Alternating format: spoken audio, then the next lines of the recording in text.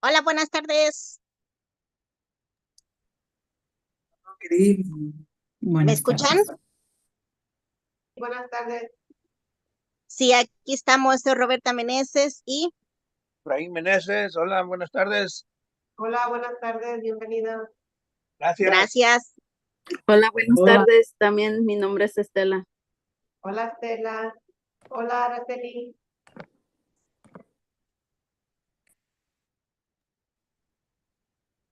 Welcome Estela, welcome Araceli. We're so glad to have you here. And good evening, everyone. With that, it's been a few seconds, and so would love to get this meeting started. So good evening. Welcome, everyone, to our 68th South Fresno Community Steering Committee meeting. My name is Bikela, and I'm joined here tonight by my two wonderful co-facilitators, Liz and Amy. And so before we officially begin our meeting for welcome and introductions, would love to just let us take a few minutes to walk through our usual housekeeping slides. And so at this time, Tanya, would you like to go over the instructions for translation, both in Spanish and English, for our CSC this evening? Yes, thank you very much. Buenas tardes a todos, bienvenidos nuevamente a su reunión. Les recordamos que como siempre tenemos la interpretación simultánea ya disponible para ustedes y les voy a dar instrucciones si aún no saben cómo ingresar. Si ingresaron utilizando una computadora van a ver el icono de un mundo en la parte de abajo de su menú de Zoom.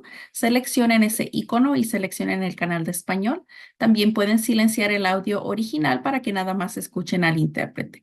Si ustedes ingresaron utilizando un teléfono móvil o una tableta, sus opciones van a ser un poco diferentes. Necesitan tocar su pantalla y van a buscar el menú de los tres puntitos, ya sea en la parte de arriba o de abajo de su pantalla.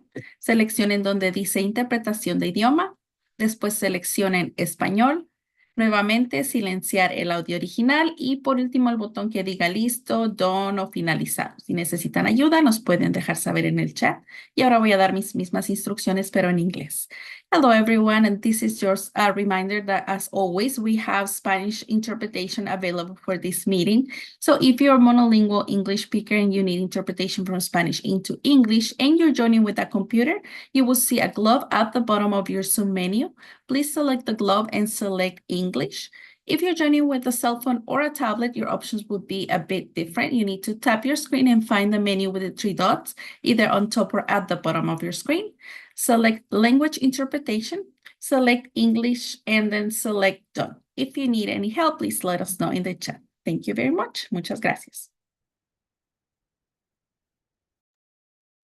Thank you, Tanya. This is Bikela. So let's just pause really quick to make sure everyone's interpretation is working. How are we doing? Can everyone hear me? Tanya, Linguistica team, any concerns, or is everyone able to hear me? Okay, I see a thumbs up. Wonderful. Yes. So with that, thank you so much. So tonight, as per usual, our team will be working behind the scenes to take attendance, to offer technical assistance and general support to ensure that everyone is able to engage fully in tonight's meeting as much as is possible. If at any point you're having trouble with Zoom or the translation or have any questions about anything else, please feel free to message any one of us or post in the Zoom chat and we'd be happy to help. And as a brief reminder, before we continue through our typical housekeeping slides, we do want to encourage everyone to try to remember to state your name and speak at a slightly slower pace so our interpreters and those who are joining via phone can know who's speaking. Stating our name before speaking is just an important part of making sure that this meeting is as accessible as possible to all attendees. And so I know I personally still need reminders from time to time. And so our Harder and Company facilitation team will try to be really intentional to remind folks throughout the meeting as well.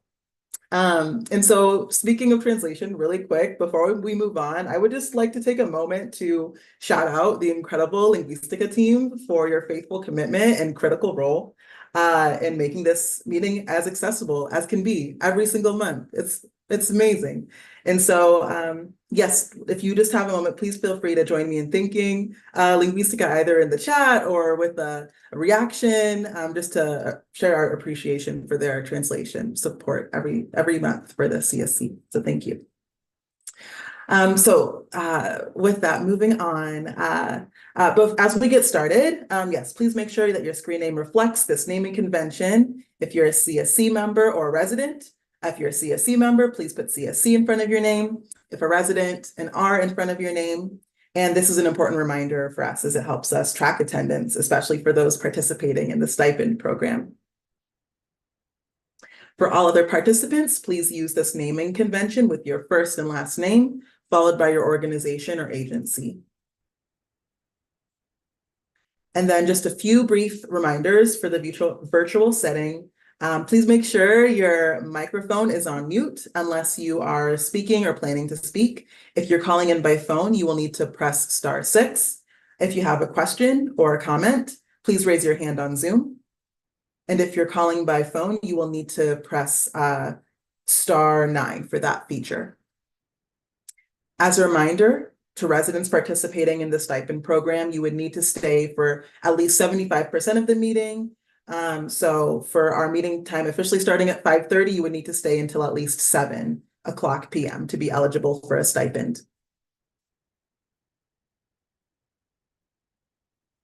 And as a brief reminder, all of this is in the CSC Community Steering Committee.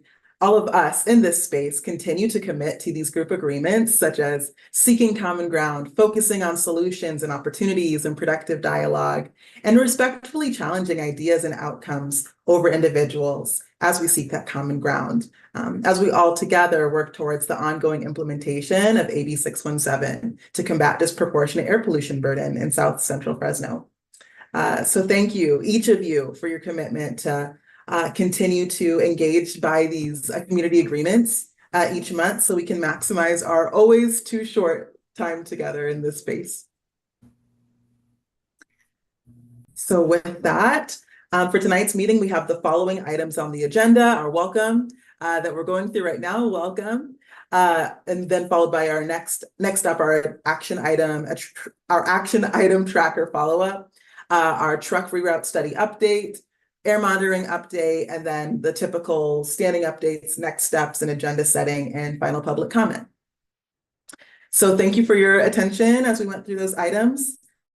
I invite Ryan from the Air District to provide us with any opening remarks you would like to share with us, Ryan.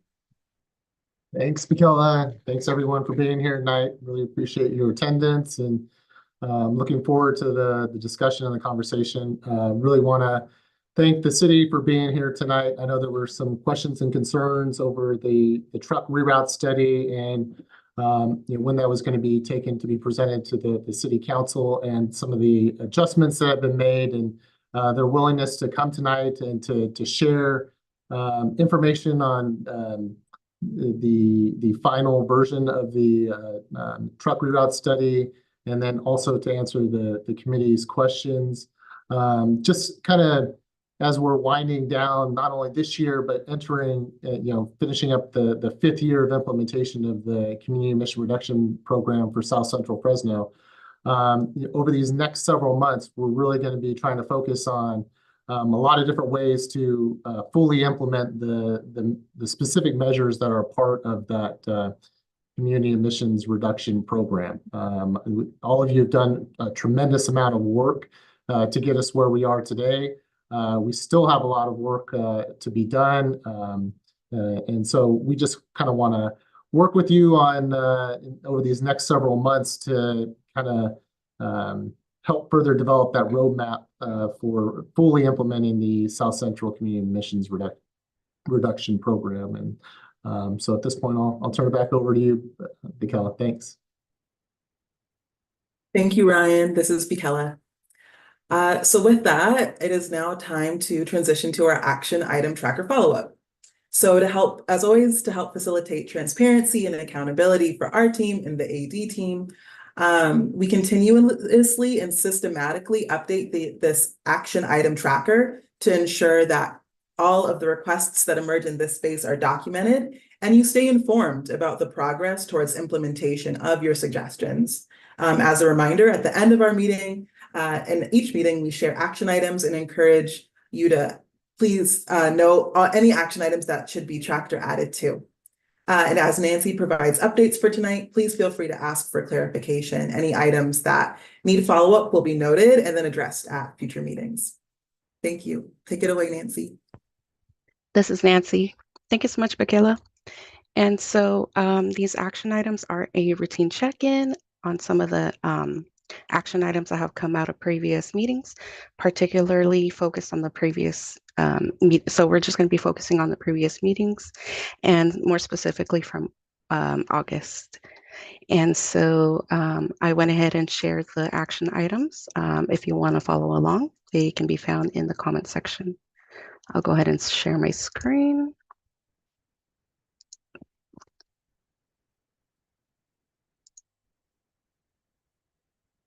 Can everybody see that? Yes. I see thumbs up and nods. Thank you. All right, and then so we had 2 action items from the previous CSC meeting back in August. And so I will go ahead and just start with that.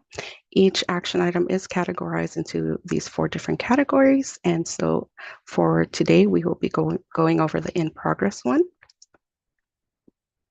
And so this action item, which is 67.1, is related to school bus routes. So which school buses will be delivered to, or which routes will be for the school buses. And so Fresno Unified will be receiving 6 electric school buses in June 2025. Once these buses have been delivered in June 2025, Fresno Unified will be able to determine which schools will be receiving these buses, as well as determine bus routes. So Fresno Unified's intentions are that all buses will serve schools in the South Central Fresno boundary. So please rest assured that we have been working with Fresno Unified to emphasize the importance of buses operating in the boundary, and we'll continue to keep in touch with them and provide you all with an update in spring of 2025. And so that concludes the in progress. The next action item will be in the completed section. And this is action item 67.2. And this is regarding the city of Fresno, and they were to share the agenda for August 29 meeting when the city was supposed to take their truck study to their city council. And so we did go ahead and share this information via email.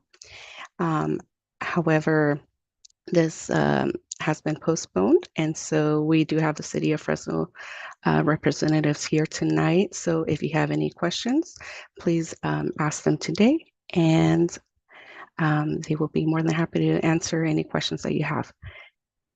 And so that concludes the action items, the 2 action items that we had for today.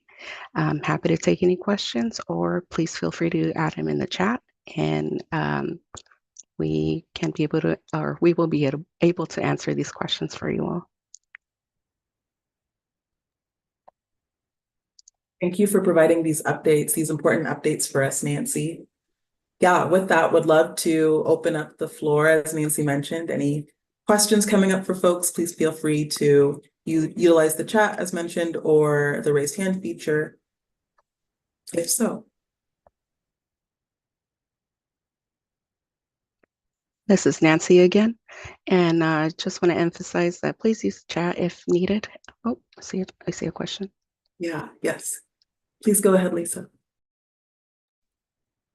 Hi, imagine my shock and surprise when I learned that the truck reroute study was finished, when I've been asking for, oh goodness, God knows how long, to get a copy of it from the city, and I've yet to see a copy from it. So I'm really surprised they're even doing a workshop, and I was even more surprised it was on the agenda the last city council meeting. So my question would be to the city is, who do I have to know to actually get a copy of the truck reroute study, especially since I requested one from the director of planning and still haven't got it? And how do I get it in large print without them saying that they're not going to print something for me because it's going to cost too much in staff time and staff dollars? How do they make it accessible to those of us with sight disabilities? Thank you.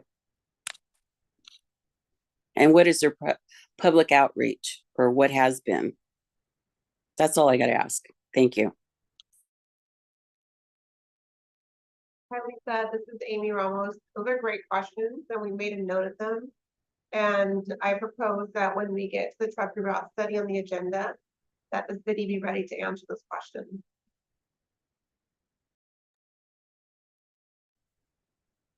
Hi, this is Michaela. Yes, thank you, Lisa, for that question. We look forward to continuing the conversation during that item coming up really soon here. Yes, any other questions coming up for anyone around the action item tracker follow-up for the evening?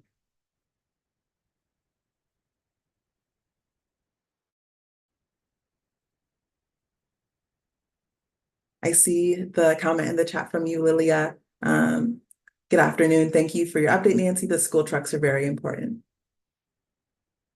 Thank you for your comment, Lilia. Well, with that, definitely want to jump into this next agenda item. And so I don't see any other questions in the chat or any other hand raised features indicated, but please know if any of you do have questions, please feel free to use these features to ask questions. So with that, thank you. So this now brings us to the truck reroute study update agenda item. And so this will be an update with Scott Mosier and Rena Aguilar and Jill Gormley with the City of Fresno.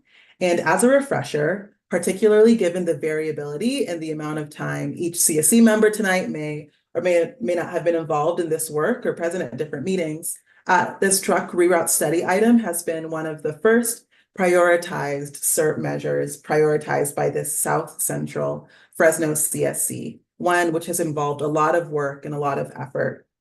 We perceive and want to honor your efforts to prioritize this measure these past 4 years, to get it approved by CARB, and to navigate the long on-ramp to implement and conclude a long scientific study like this, which has involved so many agency partners and data collection. And on a practical note, as many of you know, the council agenda item ID 241109 related to the South Central Fresno AB 617 Community Truck Reroute Study and Health Impact Assessment was previously set to be proposed by consultants Arcadis and UCM, as well as city staff in August. Yet this has now been postponed and is now set to be presented before the council on September 26th, so later this month. So with all of this said, as we listen to updates around the truck reroute study tonight from Scott, Andrina, and Jill with the City of Fresno, we invite you to continue to lean into this nuanced, layered conversation, continuing to ask the questions which are coming up for you in your heart and mind, and to continue showing up for the South Central Fresno community as you are able and willing. So with that, City of Fresno, take it away.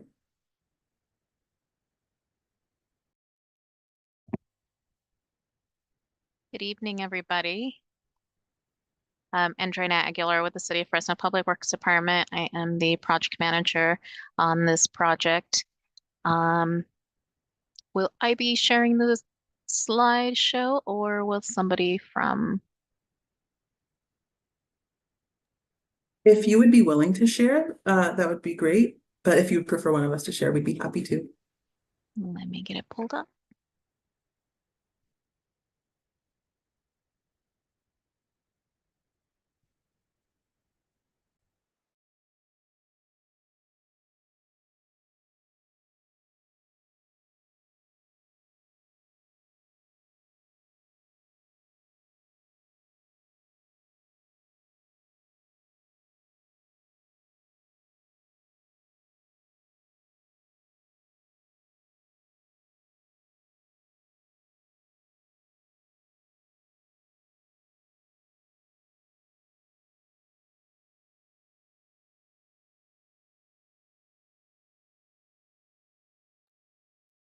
Thank you, Andrina, and thank you everyone for your patience.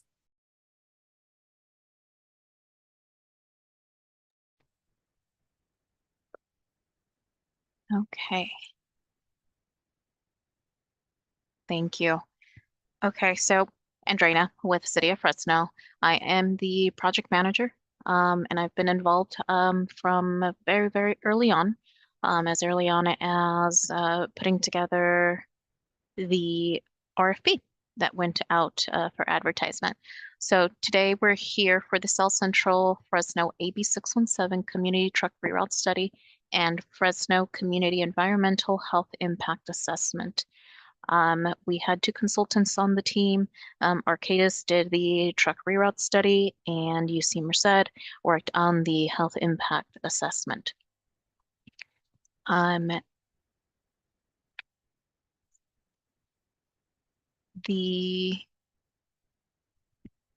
To give a little bit of background for anybody who was new or hasn't been involved since the very beginning, the project consisted of 2 components. These 2 components were prioritized by CSC members and let us know how important they were, that they were both connected to one another. The 2 components are the health impact assessment and the truck reroute study. The health impact assessment consisted of 2 parts. One was a population-based assessment where they gathered data and information publicly available or upon request by UC Merced. The second portion of that was the community-based health assessment.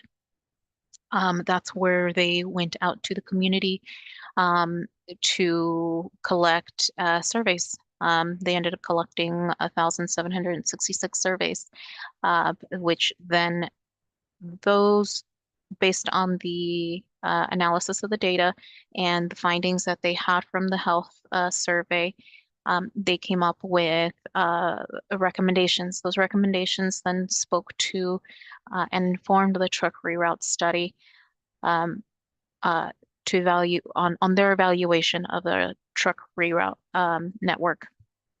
The truck reroute study consisted of multiple components. So early on in putting the RFP together, one of the recommendations, which I thought was a really good recommendation from the CSC, was to break up this huge study. So potentially this could have been this huge document that would have been difficult for the community to maybe understand at that point. So the recommendation was to break it up into components. Think of these components as milestones that we took through the process of the project, where the CSC was involved, the Air District, the community members, all their outreach. Each component had its own outreach effort. These components are listed on the slide in front of you. We had the outreach and engagement plan. That was the very first step. Lay out how the outreach is going to be done, who's going to be involved, stakeholders. We then had the existing conditions report, the best practices report, and the truck rerouting and implementation strategies report. Each component had input were reviewed and received comments from CSC, their Air District, the community. Some of these comments came in through meetings, through commenting periods, surveys that were done throughout the process. All of that was collected, put into these separate components. Then these separate components kind of came together and were put together at the very end for a truck reroute study.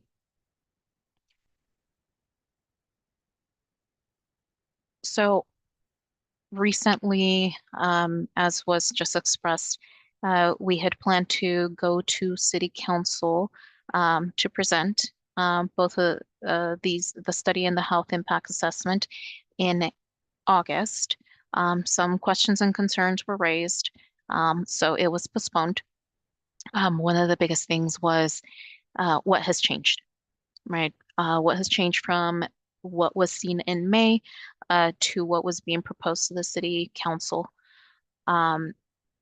So I'd like to start off with visually, does look like a different document, but the components of it are the same. So everything that has been shared since 2022, it's primarily the same. It's just all tied together into one larger document, which is our reroute study. On the next couple of slides, I'll go into detail on the minor changes that were made. So we have added an executive summary. With the health impact study, one of the recommendations or comments that were received was to provide a executive summary to summarize the health impact assessment. Well, we thought it was going to be a really good idea to also add something like that to the truck reroute study, summarize the entire plan into a couple of pages that somebody can read and understand, and then go into more detail if they wish to in the document. So the executive summary is one of those things that was added from what you saw in May to what is now being presented to City Council. And this is just a snapshot of the start of it. The executive summary, I believe, consists of about 2 pages long. But it was easier to just snip this portion here. Okay, the second change is the Fresno Municipal Code and California Vehicle Code references. We had references within the document itself when we presented on the draft truck routing and implementation strategies report, but we thought we'd add more references to these sections in the study as a whole. So we added the language into the existing conditions portion or section of the study itself.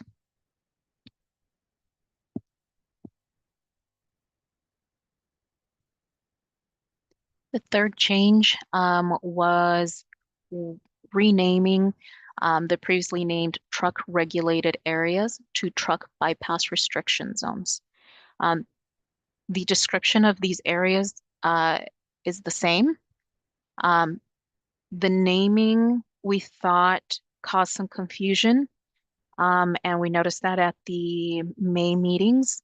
During the May meetings, the concern was, well, how is this going to be regulated? And during the meetings, we tried our best to explain that these areas were focused on providing restrictions for trucks using neighborhoods as bypass routes. So we figured, okay, maybe we rename it in a way that really describes what these zones are, which are truck bypass restriction zones. We're removing the ability for a truck to use the neighborhoods as a bypass option, or a cut through, or a fast track option. Move the trucks from the residential areas where there's sensitive receptors.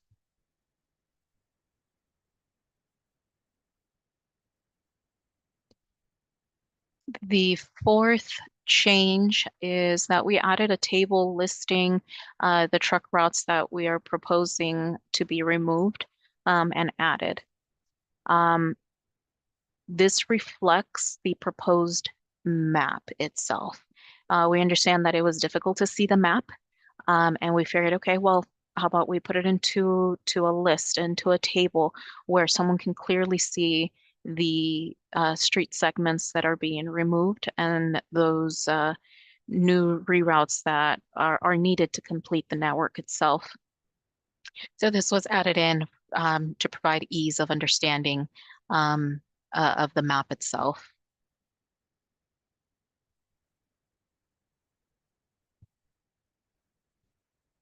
So as I mentioned, the map the proposed map of truck routes was difficult to see, and we heard that in a couple of concerns and comments from our May meetings.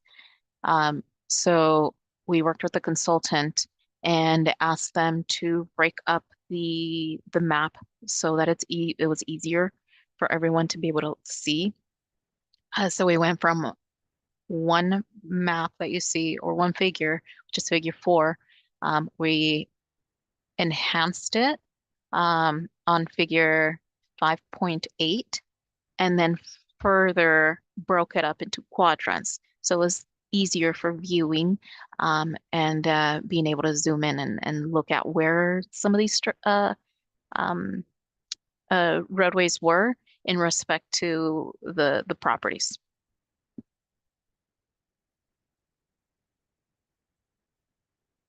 Okay. The last change is compiling the complete study. So we took all the milestones that were broken up, or those components, and we put them together, which now are the South Central Fresno AB 617 Community Truck Reroute Study. It was a good idea to break it up into portions that were more manageable for staff, for the consultant, for the CSC, for the subcommittee, for the public. That way people can look at one component, really focus on it, provide feedback, and then at the end, we took all of the different components, put them together, and we have what is the truck reroute study.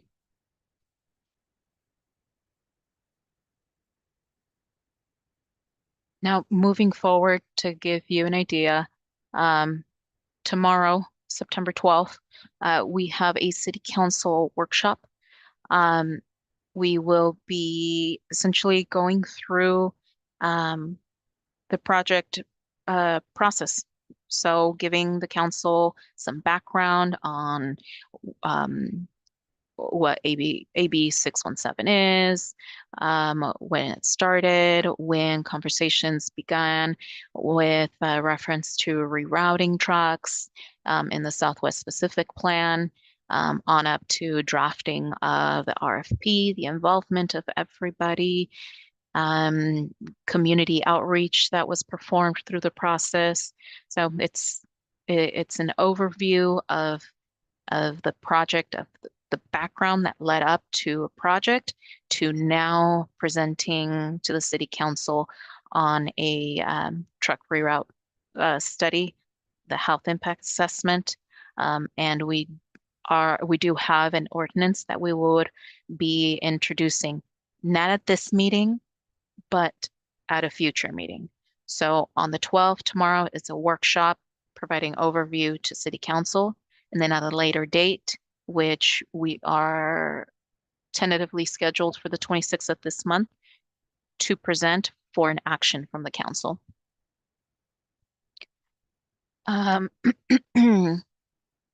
If the ordinance is adopted, it goes into effect 30 days after its adoption.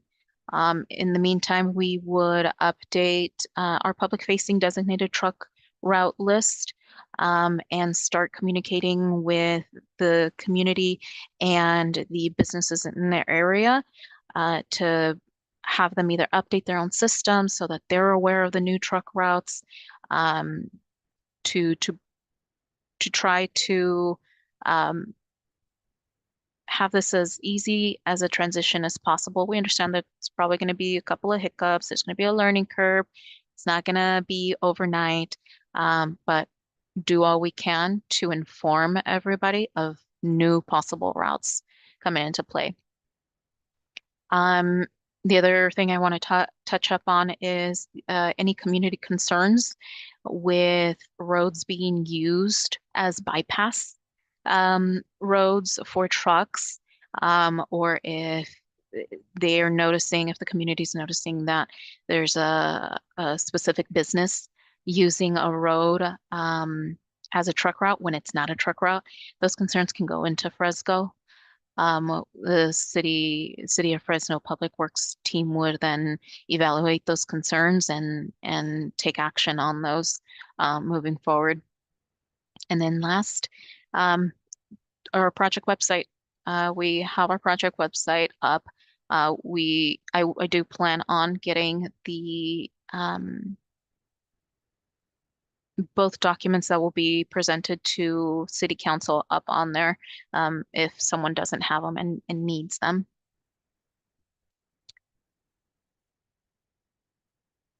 Okay, and before I open it up for questions from anyone, I do want to address Lisa Flores' comment. I haven't received a request. I looked in our email, but Lisa, if you could send an email with your request to AB617 truck reroute study at fresno.gov. If you could please send it there. Could you do me a favor? I don't really email because, you know, I'm visually impaired because of eye damage caused by a city project. And I have talked about this both at City Council, and I have been asking by various people in power for a copy of this. So I don't know what the problem is with me getting a copy of it. I mean, it's not that hard. And Jennifer has my address, my new address. Okay. That was my next question. Who can I speak to have your address to know where to send it to? City Clerk, Miguel Arias, Annalise, everybody knows where I live now. Okay. So then it sounds like the action item is under that for you to connect with one of these folks to make sure that there's a large print copy that's sent to Lisa Flores's address manually, is what I'm hearing. Does that sound? Is that my bigger question on that? The request is not going to be denied at the last minute, like my request for a copy of the agenda that happened at the last cycle of City Council. They literally called me at 4:45 before the meeting the next day. And also too, will the City Council open comments on this document via Zoom, because I physically cannot get down to City Hall because I do have physical limitations of me walking into City Hall. Thank you, Lisa. And I'm sure there's other community members that would like to participate and comment via Zoom as well. I mean, considering Fresno is so welcoming to public comments and all. Thank you, Lisa. I'll connect with city clerks on your information. And as far as your second question, it's going to be up to the council president on how they want to perform tomorrow's meeting. So that would be a no unless I'm a developer. So thank you. Thank you, Andrea. Thank you, Lisa, for asking these questions. And yes, looking forward to the actions that will emerge from this space. And Ivanka, I do see your hand is raised. But I see that there was a question posed in the chat by you, Lilia. Do you have a schedule for tomorrow's presentation? And this is Bikela, by the way. Andrea, would you be able to speak to that? The question came from Lilia, right? Thank you, Lilia, for your question. As far as an agenda, the agenda is posted for tomorrow's City Council meeting through Granicus. Hi, this is Bikela. Thank you, Andrea. Would it be possible for one of the folks from the City of Fresno to drop the link in the chat for us? That'd be amazing. Thank you. I'll work on that. Thank you. And Ivanka would love to, I see your hand is raised. Please go ahead. Thank you, Bikela. I have a lot of comments to make, but first off, I just wanted to ask that as a steering committee in the agenda, that we accept public comment, not just CSC comments right now. because there are folks that might be on here from the public that may not be on for anything else on the agenda except for the truck study. I know we usually leave it to the end, but that's only 5 minutes.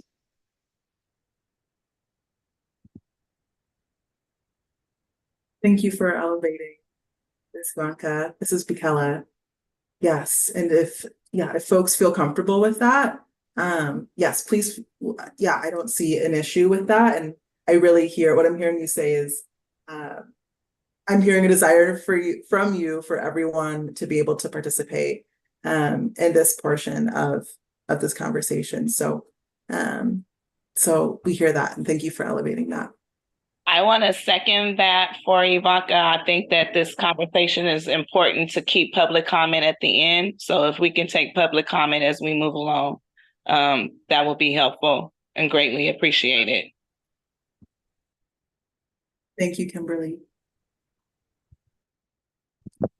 And I see, Sandra, I do see your hand is raised. And I think that we had a comment in the chat just before that. So we would love to get to your raised hand in just a moment. And this is Bikela. And I see that Natalie, you posted questions in the chat of, will there be more content discussed related to the truck reroute study? Is the presentation over?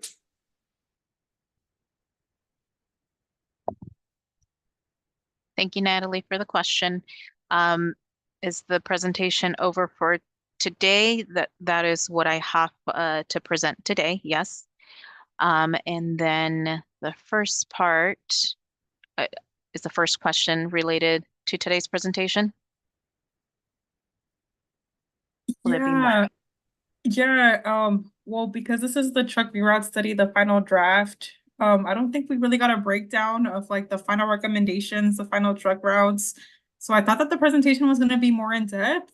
And I feel like a lot of the things that were discussed were kind of like abstract, and we don't really, or at least I've been reading the final draft, but for other folks on here, like, is there going to be information presented to them on like what the final recommendations were, what the recommended enforcement actions were? Because none of that information was shared right now. Okay, thank you. I better understand your question. So in June, we presented on the findings and the recommendations to the CSC. If there are new members on the CSC that wish to maybe go back and review some of the documents that we have presented over the last couple of years, please, I welcome you to go over to our website. The documents are in there. And as far as another presentation, there's also going to be that workshop tomorrow for City Council that will provide some details. And then ultimately, I think the more detailed information that you're kind of looking for, that would be presented to City Council. We're shooting for the 26th of this month.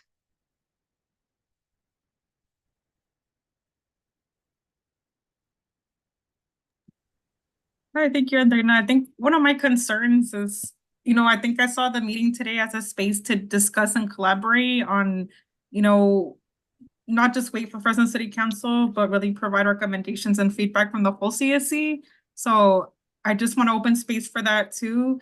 But I do think it's important, at least for folks that didn't attend or weren't able to attend the June CSC meeting, to kind of get like that overview again, because this is the final draft. I know that there were, as you said, slight changes, but I think it's fair to give everyone like a rundown of, the whole study again.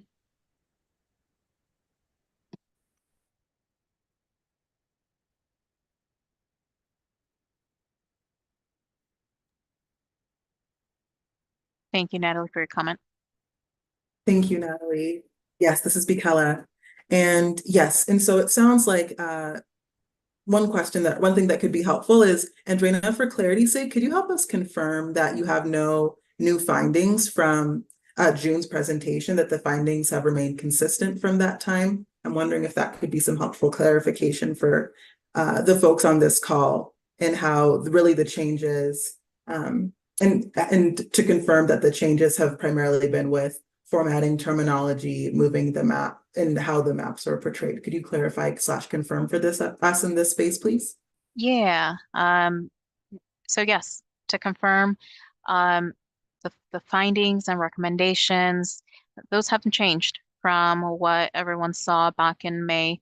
The changes that did happen were more formatting, breaking up that map for ease of reviewing, providing that table so that if it was even then difficult with the broken up map, we had a table that listed all the changes there, the proposed changes to the designated truck route map, and the executive summary that summarized the entire study into a couple of sheets to provide that at a glance. Those were the recommendations that were being made by the study itself, and adding additional references. References that were already in the fourth component, I'm sorry, that were already in the fourth component of the implementation report. We just added more within the existing conditions. But findings are the same. The recommendations remain the same.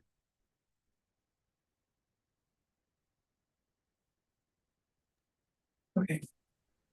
This is Bikela. Thank you, Andrena. So with that, Andrena, would you be willing to clarify? So it sounds like the study revealed findings in May, was listened to here in the CSC in June, and you're now showing an updated presentation, but no content change. And so with that, would you be willing to clarify / confirm really what your goal, intent, and hope is for folks in this CSC public member space tonight, this evening?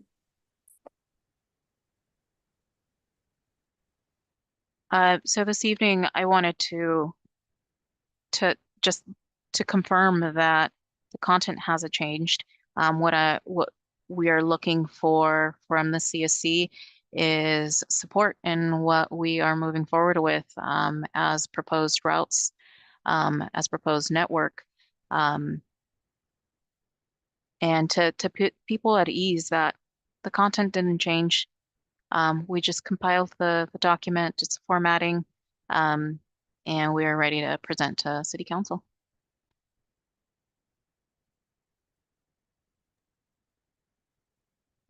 Thank you for that number of comments in the chat and hands raised. So, and this is Bikela. And so, yes, definitely we want to make sure that we get to these. So I just want to elevate a chat earlier on from Lilia commenting how it would be nice if you could share the Zoom for tomorrow so we can share with the community, and also for those who can't and have no means of transportation. So I'm wondering if if a member from the city of Fresno would be willing to share that Zoom information. So I did share the link to the agenda for tomorrow's City Council, and within the agenda is the viewing options for the meeting itself. Thank you, Andrena. This is Bikela. And Excuse then me, real quick, the one thing they tell you is that there is a Zoom connection, but they're not taking Zoom comments unless one of the city council members cannot attend and they Zoom in. That's the only way the community will have any sort of engagement. Thank you. Thank you for elevating that, Lisa. This is Bikela. Andrena, did you have a thought to that before we move on to the quickly piling up list of raised hands here? The public can join in person. It's held here at City Hall on the second floor in Chambers. So I invite people who can attend to attend or view it through the other options.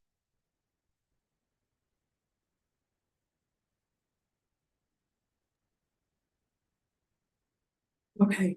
And Andrina, just to confirm, to ensure clarity for everyone in this space. So for folks, in light of that, for folks who will be joining on Zoom, will there be an opportunity or space for comments for folks joining on Zoom and versus the in-person option, or will folks who join in person have that added ability to make comments that folks on Zoom wouldn't necessarily have, just so that folks are able to make as an informed decision as possible for tomorrow? So typically, workshops are typically not open for comment. But if the council president opens it up, that will be her decision. But workshops are typically not opened up for commenting,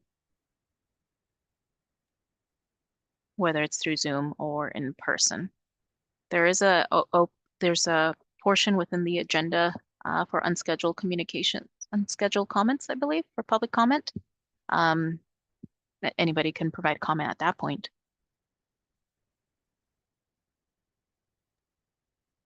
But not on Zoom.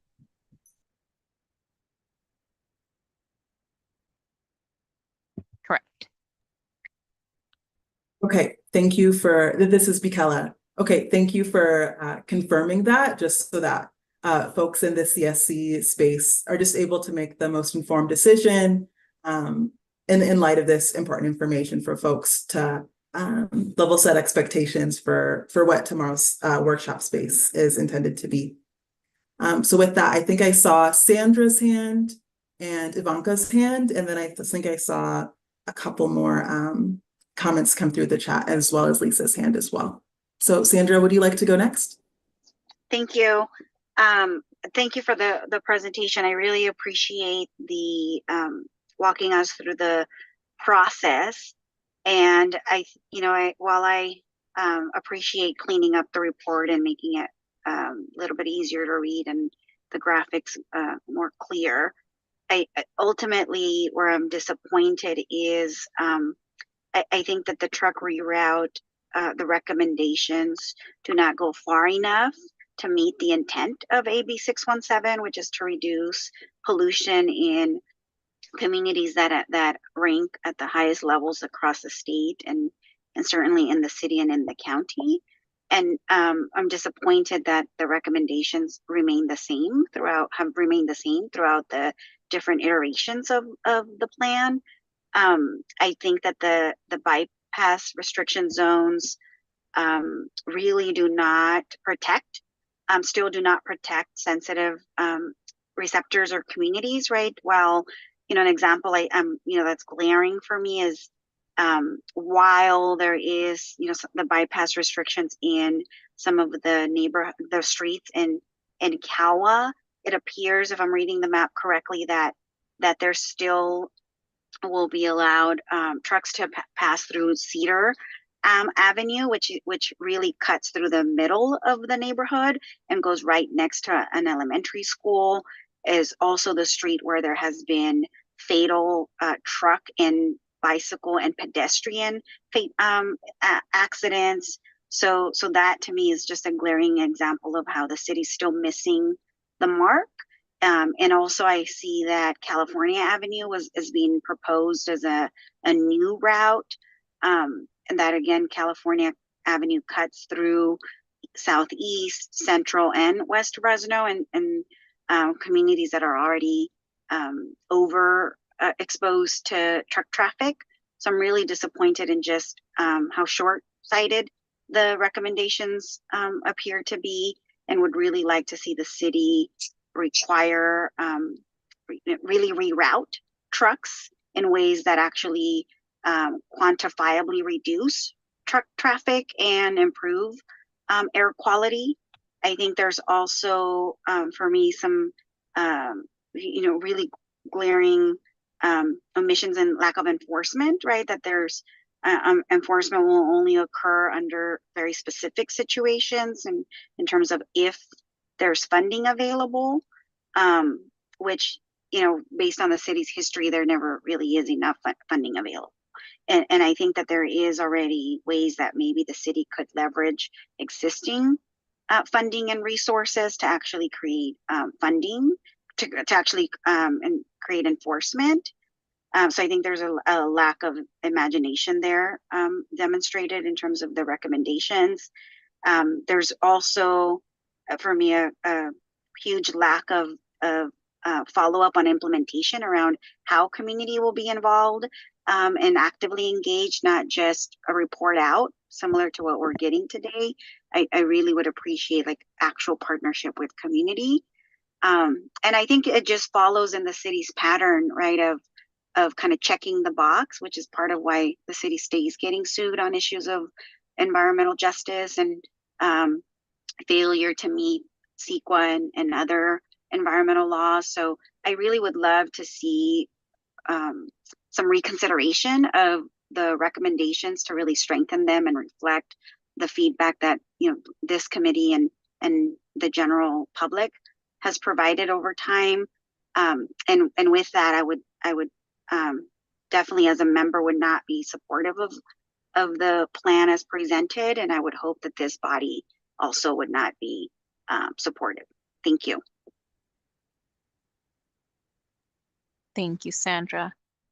This is Andrena, the city. It looks like my director, Scott Mosier, might have some comments, so I'm gonna pass it on to him.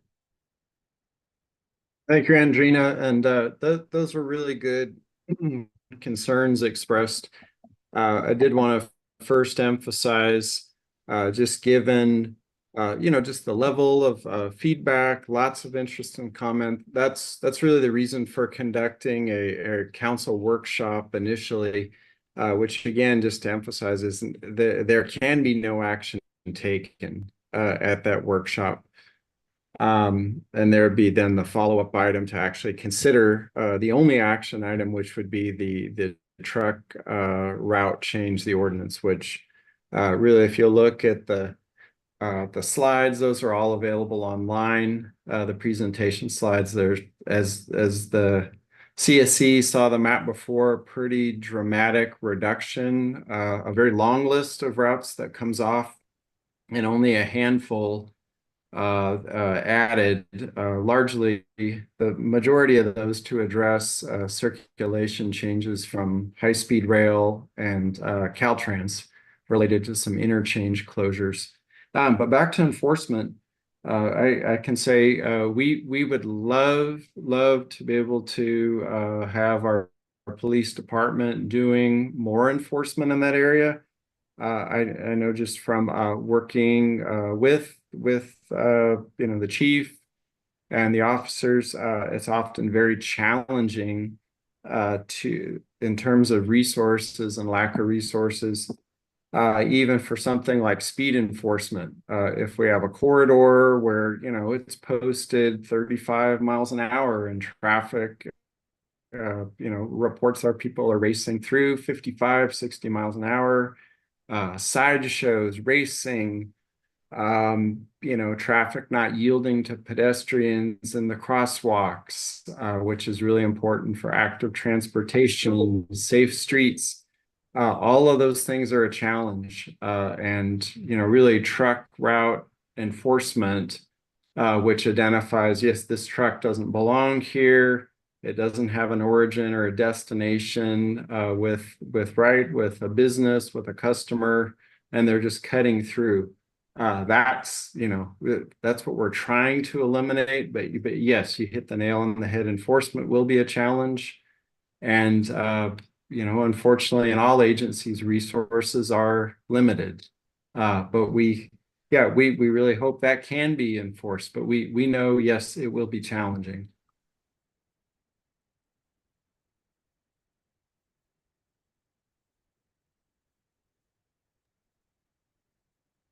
Hi, this is Pikala again.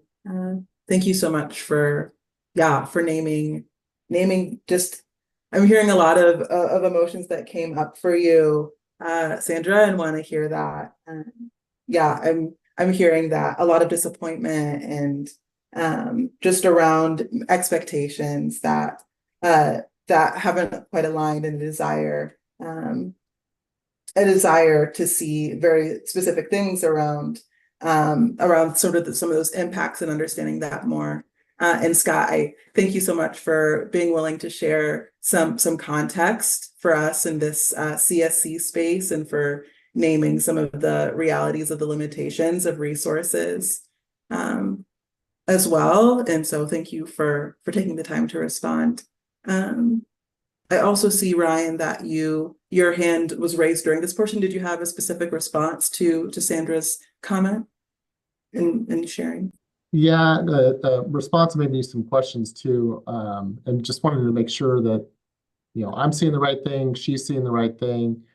In regards to, some of the proposals about the new truck reroute, I'm seeing a lot of the, it was mentioned about the route still being on California, but based on the new maps, it seems like the majority of California has been removed. And so I want to make sure that Sandra's looking at the correct map.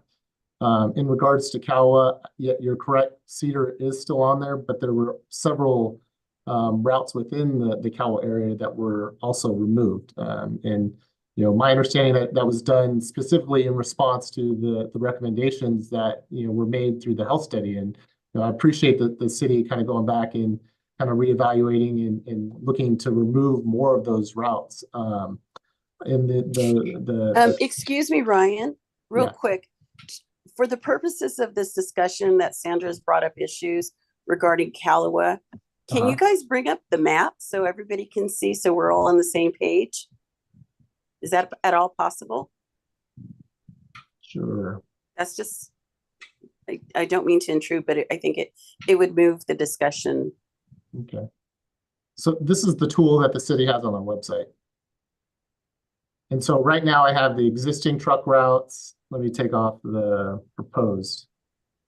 Ryan, sorry to interrupt. That actually isn't the most updated map. The most updated map is in the final draft, because I did talk to Christina from Arcadis and they were working on trying to update this, but this one isn't updated. Okay. So there shouldn't be any major changes between what you're seeing here and what's in the final truck reroute study. So to the point that Ryan's trying to make, I think it serves its purpose, but I can also bring up an exhibit that's in the that's supposed to be have the layers on it too, Andrea? To be able to turn on and off, no. Okay. But I'd be able to zoom into it as you speak about it. Give me a sec here. Okay, let me stop my share then.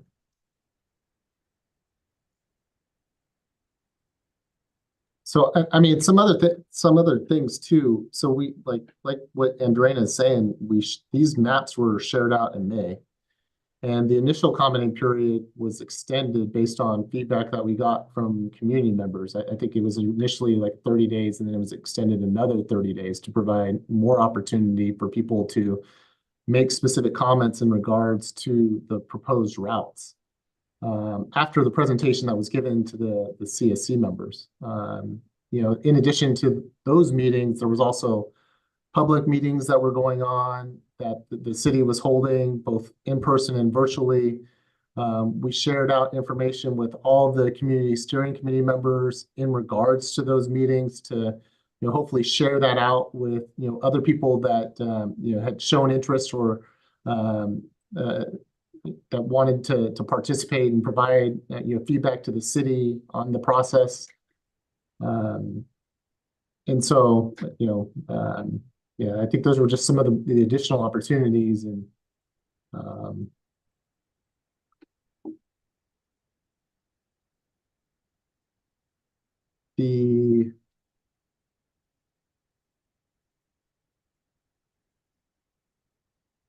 So one of the portions of truck route that is being proposed to be removed along Cedar is between Church and the Jensen bypass. Yes, not all truck routes are proposed to be removed, but a large portion are. We are proposing removal of I think 35 43 segments, right? 43 miles. 33. 43 miles of truck routes. That is roughly a third of the truck routes in South Central Fresno. In South Central Fresno, there is about 127 miles worth of truck routes right now. But with our proposal of removal of 43 miles, we think that's going to benefit the community.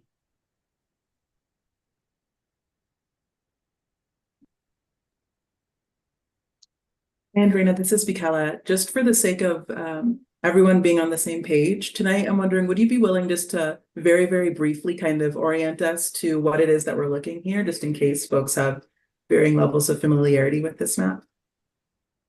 Yeah, so this is one of the attachments that's included in the council agenda item that was scheduled to go to City Council on the 29th. This here is what is being proposed based on the findings of the health impact assessment and the truck reroute study. This would be the network of truck routes for the city of Fresno. If you see these portions here where you don't see the truck routes, these are the areas where most of those truck routes were removed. There are additional ones over on this side and a lot within the downtown area. So I wish I had an exhibit to be able to show kind of like layers like Ryan was sharing here. But this is one of the attachments that is in the staff report. Since it's still really close, maybe just kind of going back to the other one so it's a little easier to see. Yeah, I can do that.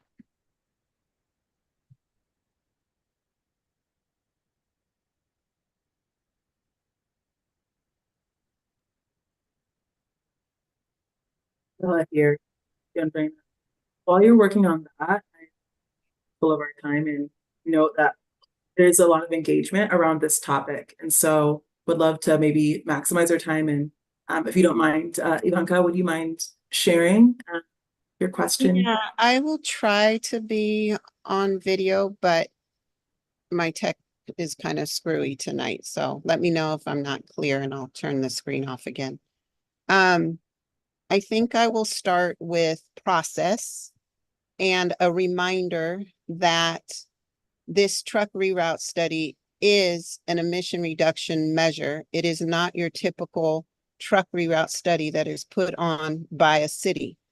Normally, community aren't even involved in a truck reroute update. We've had this same truck study since 2000, truck routes since 2005, even though the request to get trucks out of communities of color has been going on for decades since the Darling rendering plan. With that said, I think it has been completely disregarded that this was a collaboration at the very most crucial point of this 2-year process, which is now in the final end. We have just spent the last 30 minutes of this steering committee of residents being spoken to and not heard. From the time that your final draft was put out, yes, we had an extension, but we weren't just asking for an extension for review, which is all we're doing right now is reviewing what the city decided was the final best options of recommendations. We had a comment period. I do not see how any of the most important recommendations that we as community members made in that comment period have been changed, or as has been admitted, was only formatted changes in the very end. Some of those that were the most important was the UC Merced's 1,000-foot barrier around sensitive receptors. from the first draft to the end draft, that was actually taken out, which didn't even come from community. That came from the science-backed studies of UC Merced. The whole point that we had asked for a health impact assessment to be included was because we knew that on face value, community would be ignored. The hope was that if you included a health impact assessment, you cannot deny the scientific background. You cannot deny the science. But again, it's still being denied because that's actually being taken out.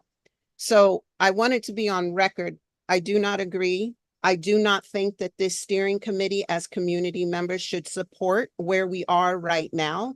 And when we say there was a need for an extension of time, that there's still a need for more time, it's not to be spoken to. Let's think about the other emission reduction programs that we have had during AB 617.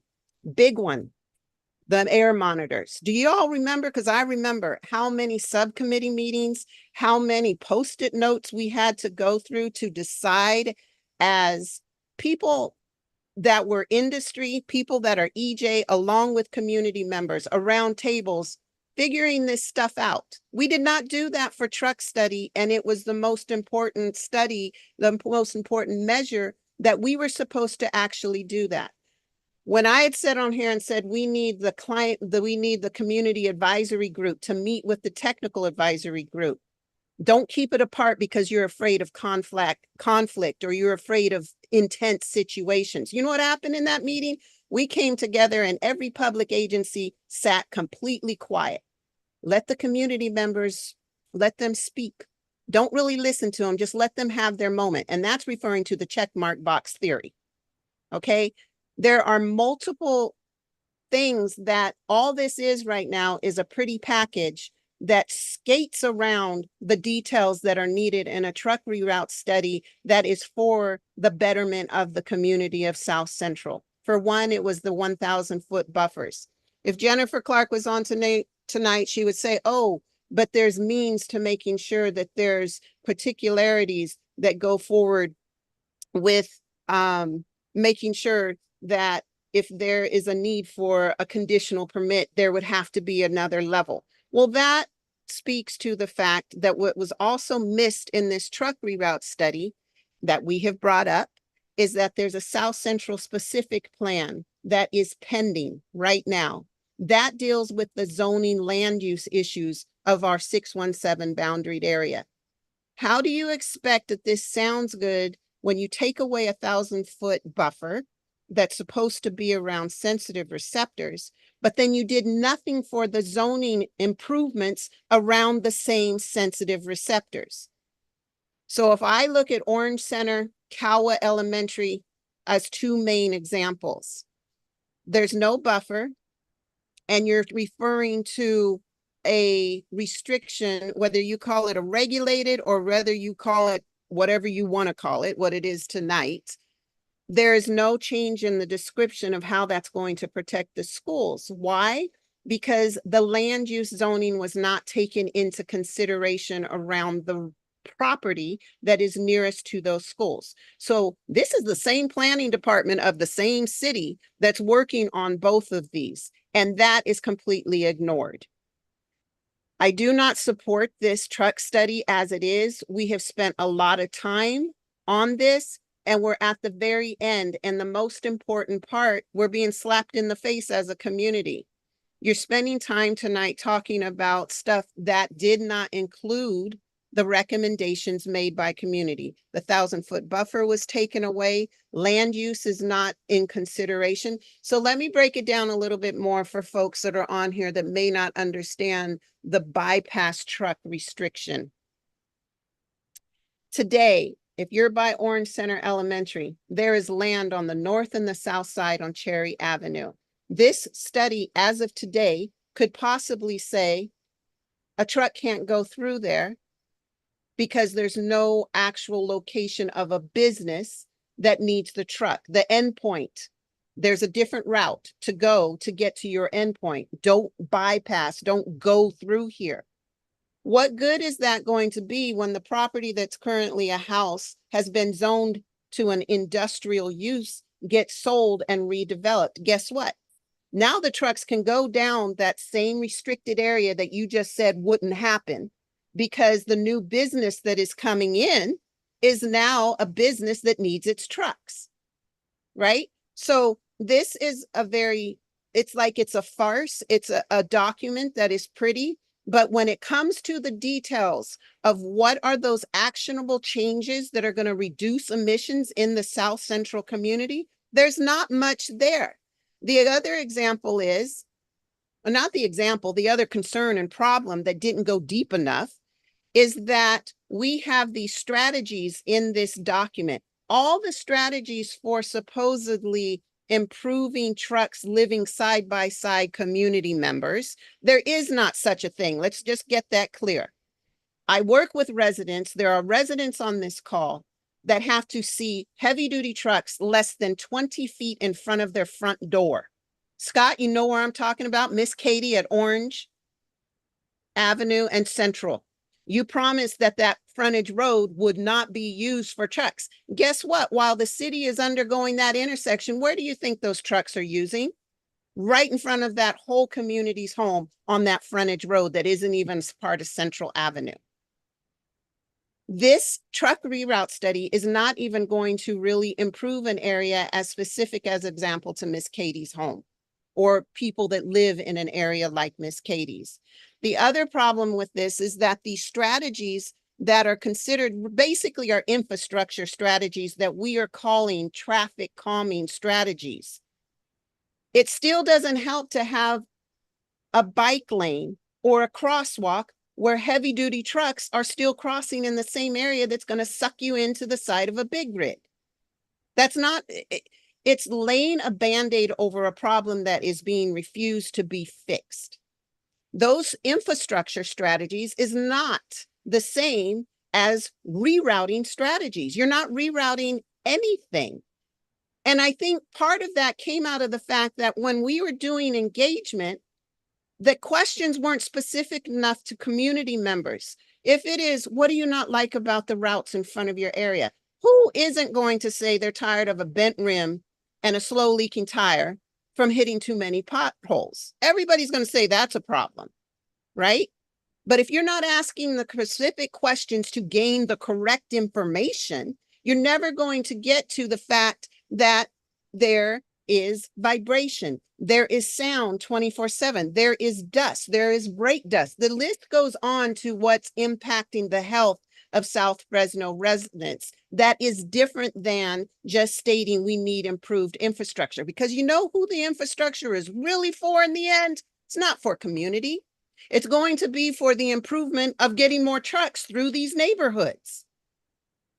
So when we're not ready to move this forward and adopt because it's not finished. We have not done the hard work of coming together at a table and breaking this information down, because overall your presentation makes it sound like it's wonderful, but these details are left out. When you talk about enforcement, Scott, we have the CHP office right there between North Point and North Avenue. You're going to tell me we can't use a state enforcement agency when this is part of CARB and this is a state funded type of, oh, that's because you're forgetting that this was a collaboration with state funded dollars. This is not just a city study. This is not just a city truck route. There have been some changes in what you are rerouting, but as long as it's listed as a restriction for a bypass and that land use has not updated, we're still going to see trucks going by sensitive community areas. And then back to these infrastructure strategies.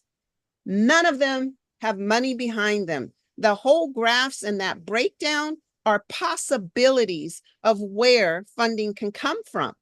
There's no commitment by this city to put money towards any of these strategies without competitive application for that funding. And multiple times when we apply as a city for that type of funding, it's not for the betterment of a community, it's for the betterment of industry.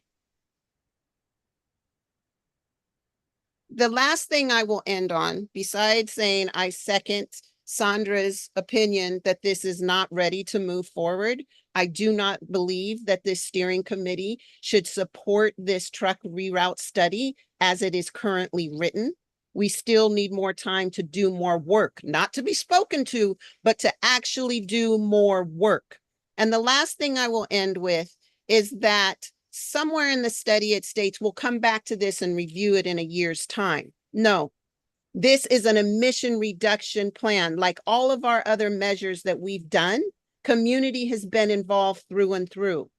In a year's time, we don't need one report to go to city council. How's it going? No, it needs to be continually followed and implemented involving community on an actual committee, because you're not going to be hearing from community members of whether this is really working or not. So I will end with that there is a need for an oversight committee that follows this process through its implementation phase.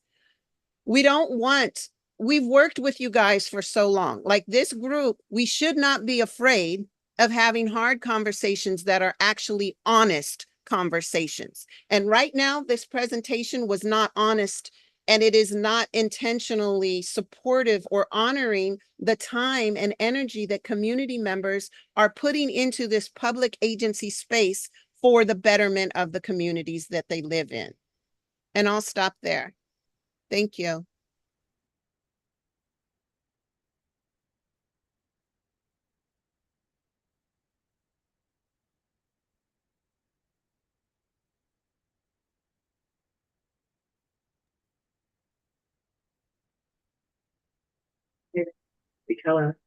Ivanka, thank you so much for your honesty and vulnerability and willingness to lean in to share some of the very real thoughts and opinions and insights into this process with this space.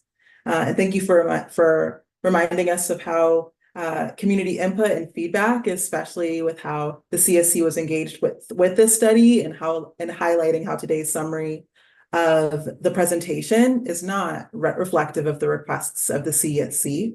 And so with that, Andrena, we would love to know, can you help us understand what the next steps will be for your office or for the city of Fresno in light of this feedback from CSC members? And with that, will you move forward with the workshop tomorrow and the city council proposal with or without the CSC support? That could be helpful information for us in this CSC space tonight.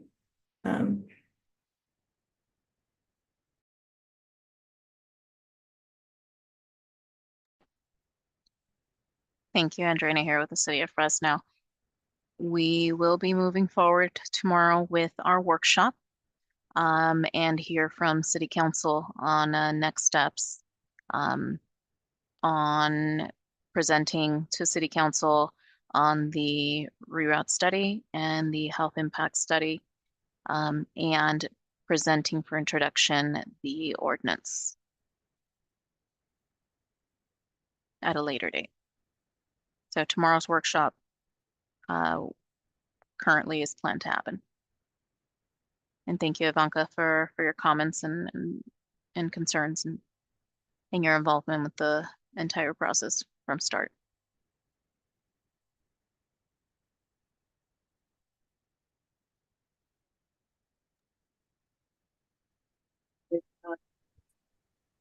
Thank you for sharing this information with us, Andrena. So recognize that there are a lot of folks that still have thoughts and comments that haven't been elevated yet. So I want to make sure that we get to those. So want to elevate, I want to say Lisa and Natalie, I know you've both had your hands up for a while, and I know we have some comments here as well. So wondering if you both, Lisa, please feel free to go ahead, and Natalie after Lisa, and then we'll return to some of the comments, questions in the chat. Well, I'm going to try to be as clear and concise as possible, because I know there are a lot of people that with a lot of questions. First, Scott, you need to be really embarrassed about this plan. You know, I was there at the beginning when we sat down and we talked about the money given to the city, how much and what it was going to basically contribute into this truck reroute study. And if the committee's not happy, then you're not living to the commitment that you came to this committee with. Second, you know, I would have gotten this document had the planner, what's her face, had not hung up on me during the conversation we had, but that's beside the point. The third thing I want to bring up is I have grave concerns because I literally have not seen this. So I barely got to see a snippet of the map around Roding Park. Roding Park is, you know, my jam.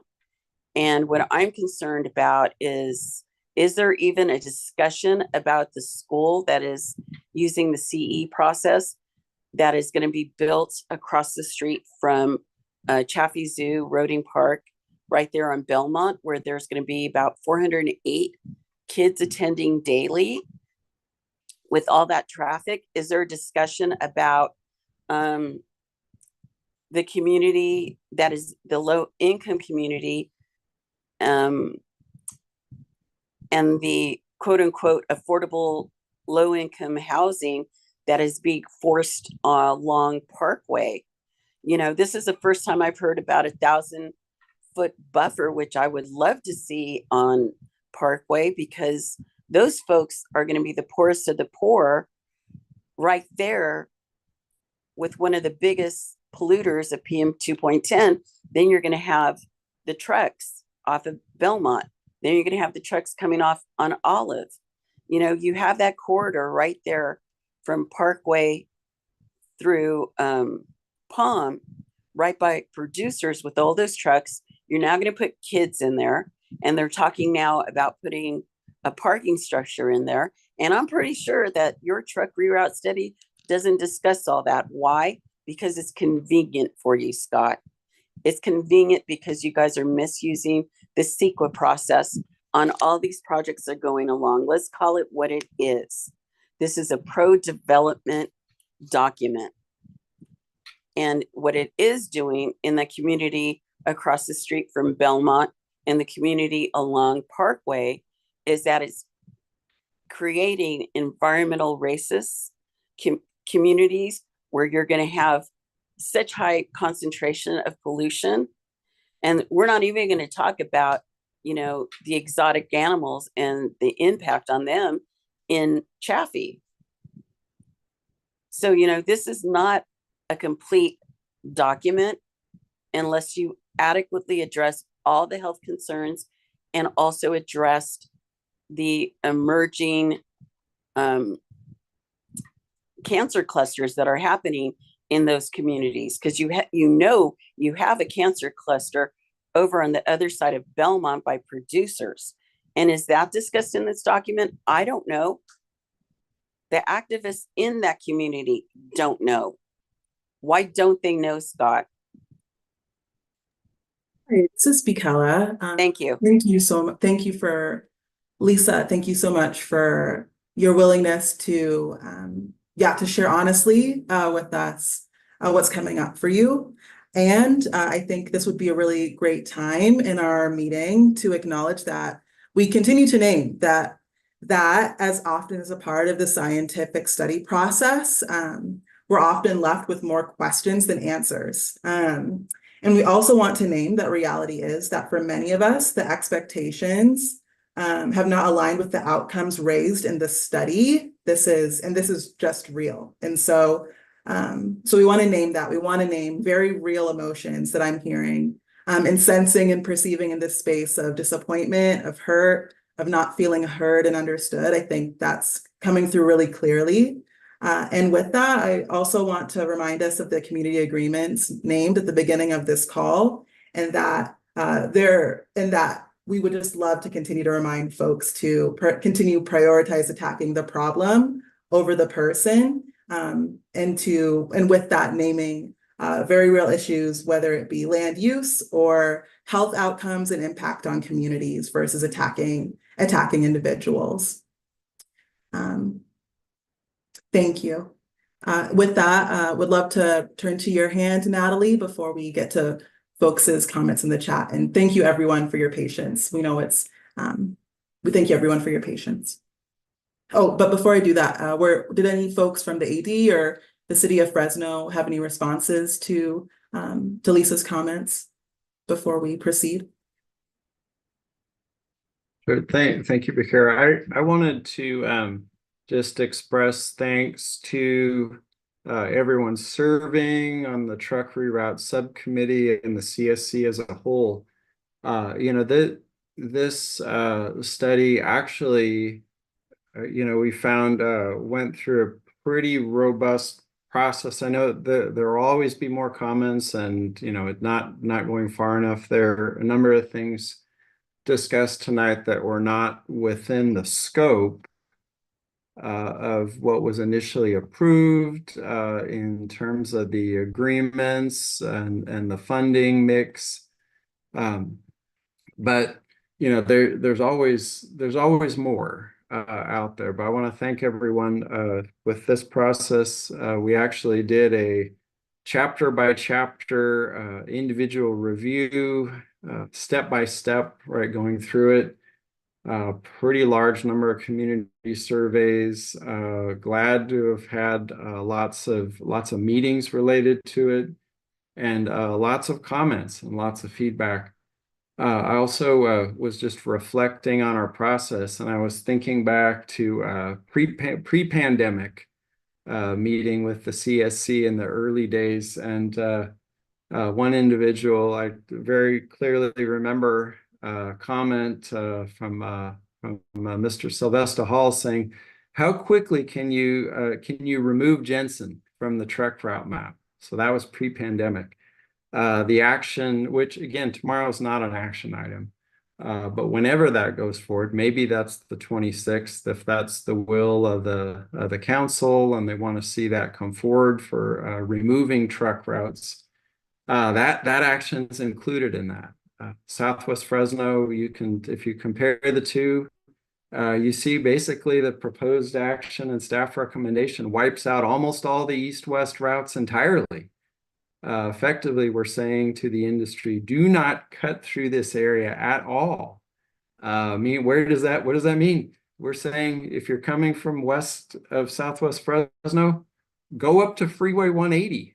Go up to the 180 and use the state highways to get where you're going. Don't take Jensen.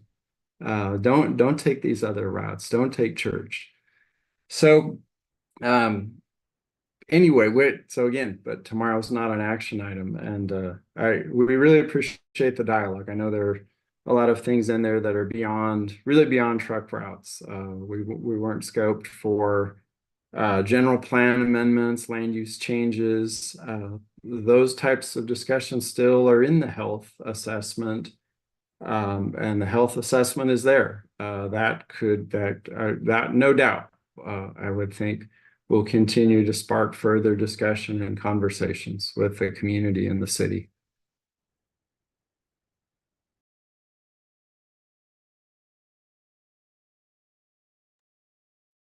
This is Bikela.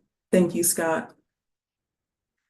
With that, Natalie, I see your hand raised, and then we'll return to comments in the chat.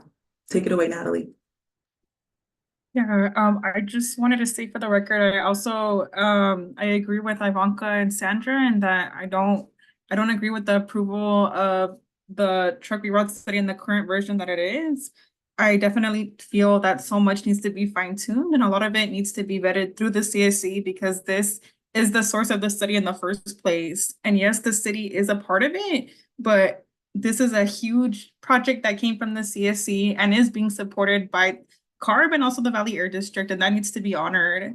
And I think at the end of the day, we really want to see items that are going to be enforceable and actionable, and not just a study that's just going to be sitting and not really doing anything for the community. And I also did want to share that I do think at tomorrow's city council meeting, I think everything that was relayed at this meeting, all the concerns that were brought up, need to be relayed to council members, because like, we are the guiding voices of this SERP, and city council needs to understand that we're not okay with some of the things that have been proposed here. And I think specifically, I did want to address the fact that it looks like so many routes have been taken out of South Fresno, but in reality, they've been just replaced with these truck bypass restriction zones, which they look like they're gonna protect community, but at the end of the day, if there's a warehouse within that zone, that truck is still allowed to enter and exit that community. So how are we gonna know?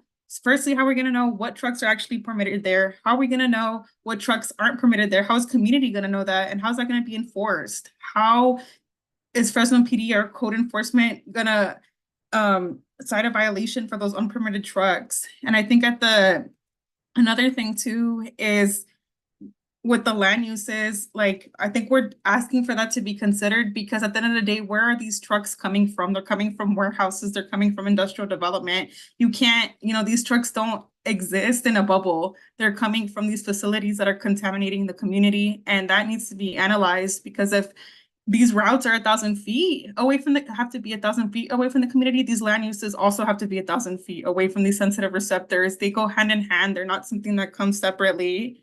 And then on top of that too, I just wanted to echo the fact that in the final report, like, there was no mention of future community involvement. And so I just wanted to stress the importance of an oversight implementation committee to continue, providing feedback on what implementation is going to look like on the ground, providing feedback on what are where are the hotspots for all these violations, and where these unpermitted trucks are passing through, and also really understanding, are the new routes being used or not? We need that to still be a continuing part of this conversation, because it doesn't end here when the Fresno City Council decides to adopt it. The CSC and the public need to continue being engaged in this process. And I just wanted to just emphasize that I feel like all the concerns that were spoken here need to be relayed to City Council tomorrow. And I will be at the City Council hearing tomorrow, at the workshop tomorrow, to raise some of these concerns, but I do think that it's important for the Air District to also raise these concerns to the CSC.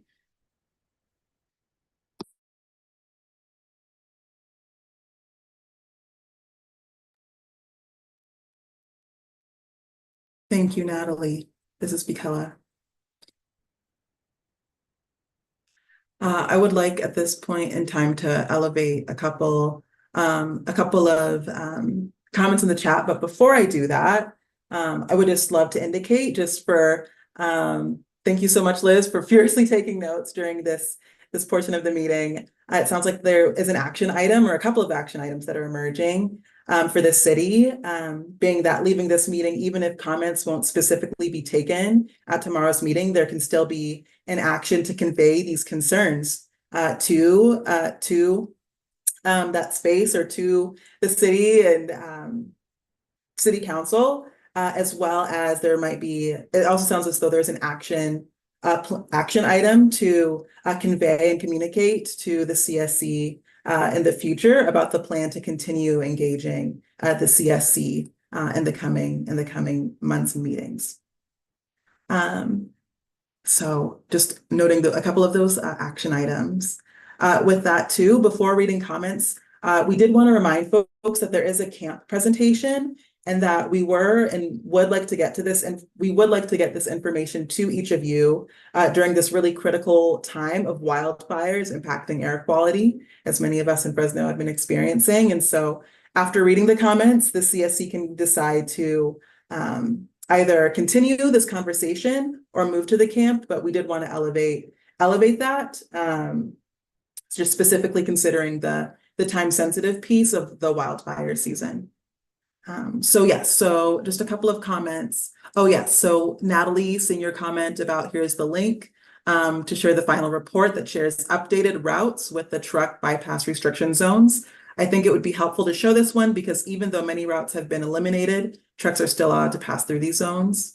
Going on earlier, Jasmine, I know you mentioned, can you briefly highlight some of the main findings and recommendations? I'm wondering if maybe a member from the city or the AD, but yeah, maybe a member from the city would be willing to copy and paste the links in the chat, just to refresh folks so that can be more accessible in light of that comment. Kimberly, we saw your comment earlier in this meeting about, so our comments and suggestions were not considered at all. and Dr. Curry, we see your chat and comment. Have truck representatives been invited to the city council workshop, where city council members have the option to call on them to speak and may not offer the same opportunity for community members to speak?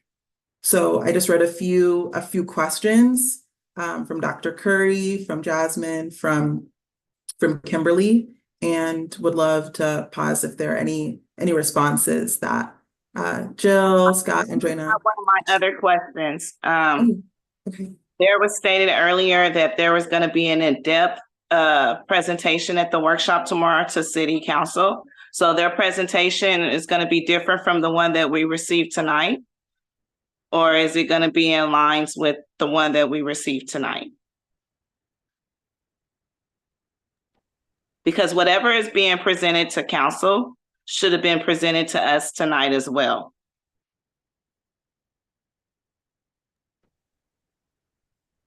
Andrina here with the city. Kimberly, thank you for your question. The presentation for tomorrow is a workshop. It's an informative workshop for council. We will be going over some background on how the project started, and an overview of the process from beginning to end. That would be the workshop for tomorrow. Cool. So would they receive any of the recommendations that the CSC has provided during this time period, during the time that the truck reroute study has started, from the subcommittee meetings that we did have? Would they receive any of those recommendations or suggestions or comments that were made from the CSC? Or is it just going to be summarized in your words or the city's words? So comments and concerns and questions that were collected through the entire process of the project have been incorporated into the study itself and all the subsections within the study, and are reflected on there. So concerns that were raised, for example, not wanting a specific truck route to continue, a proposal to remove. Not to cut you off, Adrena, I know what's in the study, but are those going to be elevated orally to the council? Like, are they going to be spoken to so they can understand where the CSC is at? Because I doubt if anyone from the Air District will be attending the city council meeting tomorrow. So it's very imperative that they know where we stand within the truck route, because I doubted if they read the whole truck reroute study that was presented to us tonight. So being able to express how we feel, because again, they're not taking public comment on Zoom. A lot of us on the CSC, especially our residents, they work, so they won't be able to attend. So us EJ advocates are going to be there, but it's very important that the residents' voices are heard. So being able to speak to them and tell them some of the concerns and suggestions that we had as a CSC would be helpful. Hey, Kimberly, Scott Mosier here. Was just going to add the workshop. Again, the slides, the information. It's been online since last Friday, and really, as Andrina shared, is just a lot of background. I think. You know, when the item was originally in August and then was removed from the agenda as an action item, as our city manager shared, you know, it should be noted that we have city council members who've come, you know, into their office long after the Southwest Pacific Plan occurred back in 2017. They're not necessarily familiar with even the AB 617 legislation. They were not on the council when the funding agreements were approved. And now a flurry of comments is coming into them. So primarily the goal is really to bring everyone just up to speed on that process. That, you know, that there was a truck reroute subcommittee, the CSC, what levels of involvement, what outreach has been out there to the business community, just in general, and it is not an action item. So there would be, and we can't guarantee that timing. Would it be on September 26th, or will there be some consensus of the council that would be later, that perhaps doesn't occur until October? And then the action item would really be that time to kind of go to that next step to lay out specific comments, recommendation, and what the study and the action it does or is not recommended to do at this time. Does that make sense? Is that helpful? It's helpful, but I think through this process, it's imperative to elevate the standing of the CSC and how they feel throughout the process. Again, since some of the city council members were not in office during this time that the Southwest Pacific Plan took place, the South Central Pacific Plan took place, because and I know you're familiar with these plans, but in those plans, there are suggestions of reroutes for trucks in each of those plans. And I don't see that reflecting in this truck reroute study plan at all. So I just wanted to make sure that the CSC and how we're feeling right now tonight, that is being elevated during the workshop as well as when it's time for the hearing. But that's all I have at this time. Thank you.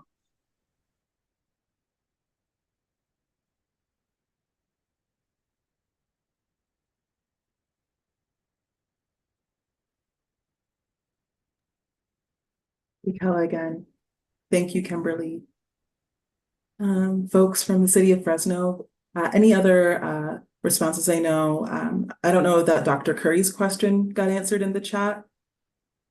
Yeah, unless I missed that. Would one of you be willing to speak to that? And I see Dr. Curry, you have your hand raised. Go ahead, Dr. Curry. Yeah, thank you. I'm not going to repeat some of the concerns that have already been addressed, but I do want to clarify the idea of the truck bypass restrictive zones. So you've offered the recommendations to remove specific routes, and what you're left with is a list of routes that you are offering to the city to basically approve as the official routes for the city. And so these truck restrictive bypass, how does that fit in with the removal of the routes that you've identified? And is it just a way for trucks to be able to go back into the neighborhoods with some lightweight restrictions about when they can be there and how heavy their trucks can be? What's the difference between having removed a route and then offering up these bypass restrictive zones?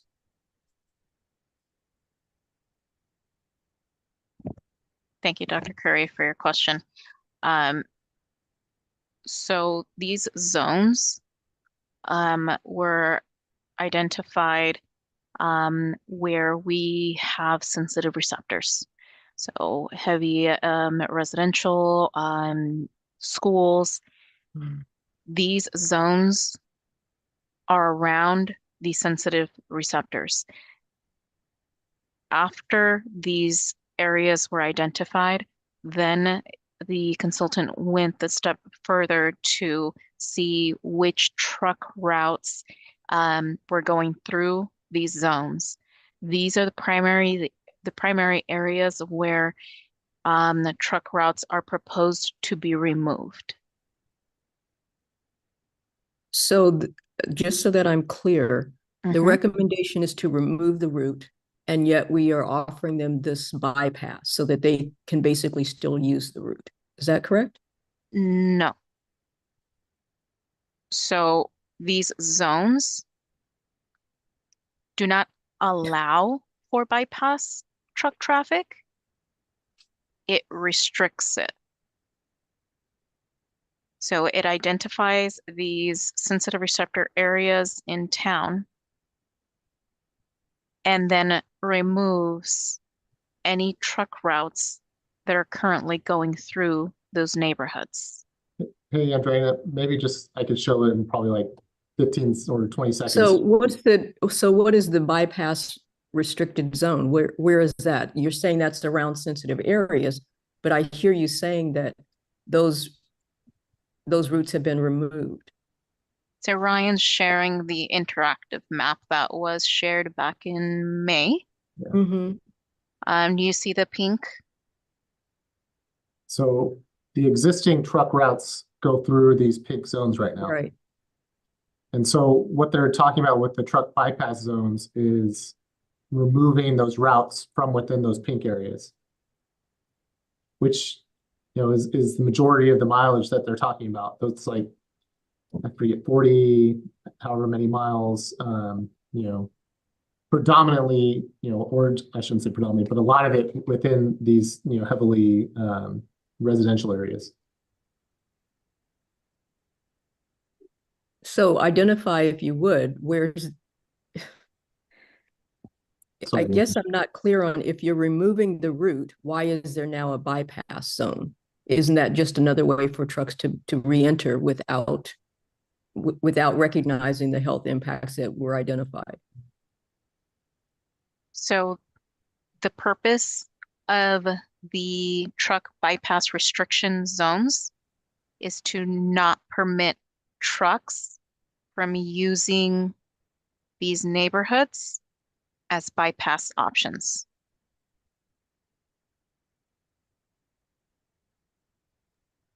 Andrina, Scott here. Is it fair to say the addition of the zone, that's actually a stricter, more restrictive measure than just eliminating the truck route? Yes.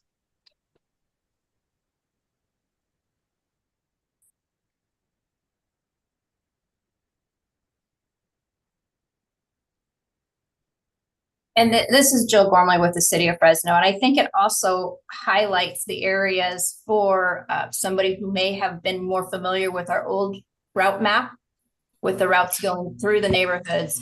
It shows these areas now where we don't want these trucks just bypassing through or using it as their normal routes. Whereas today, that is a route for them to use. So this highlights that area as being restricted for them to use.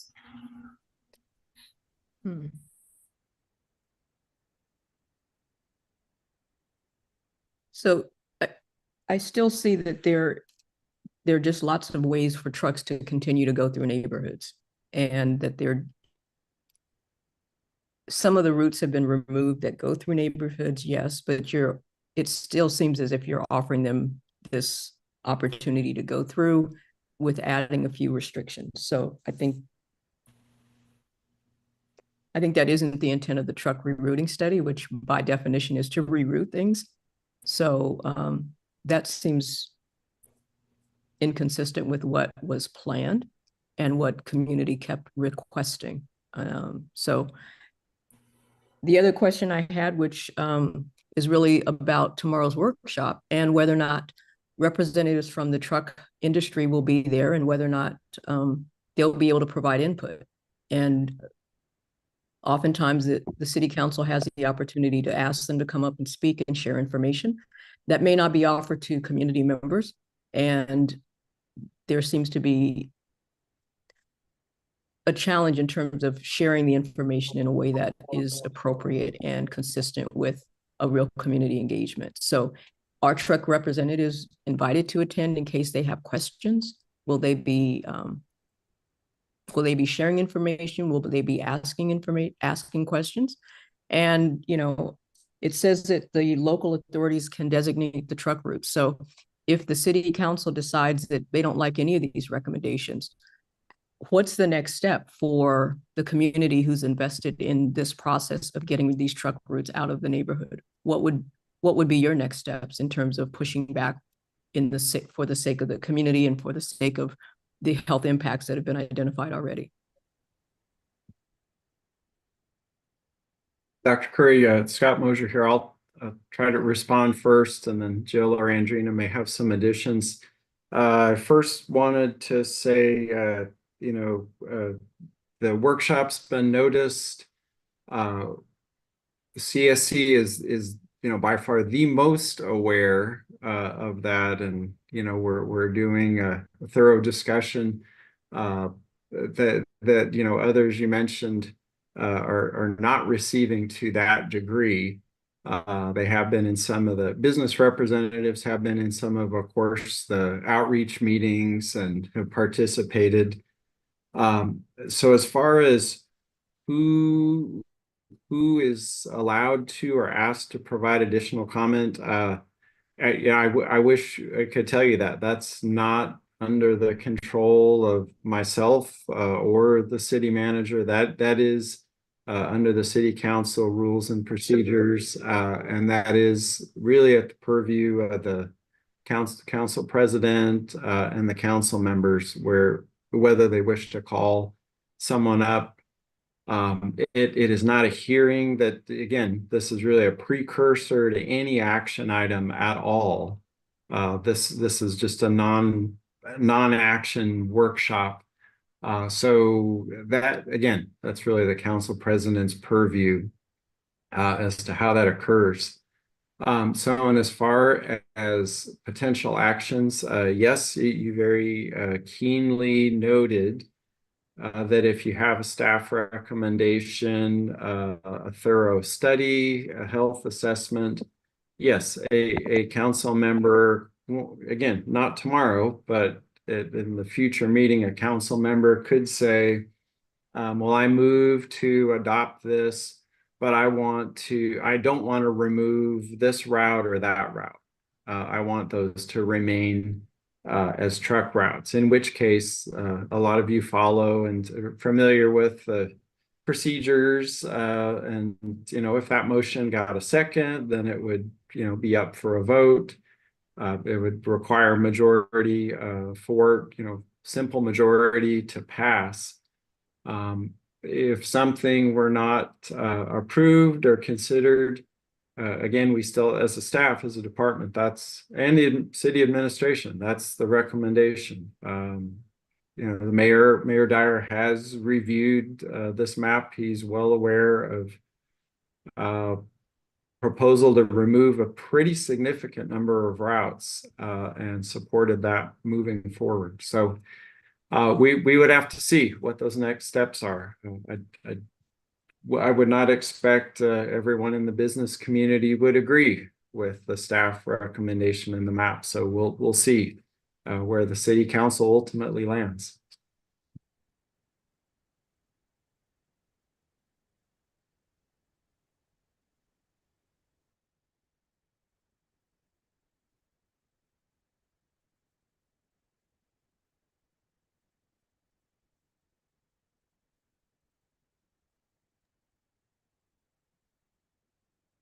Thank you. Thank you, Scott and Jill and Andrina for responding to these things. This is Bikela.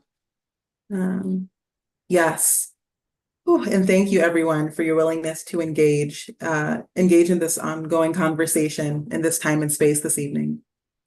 So with that, would love to take a moment to just name the continual comments that have come in through the chat. And again, shout out to our Linguistica team for being willing to continue translating these comments as well.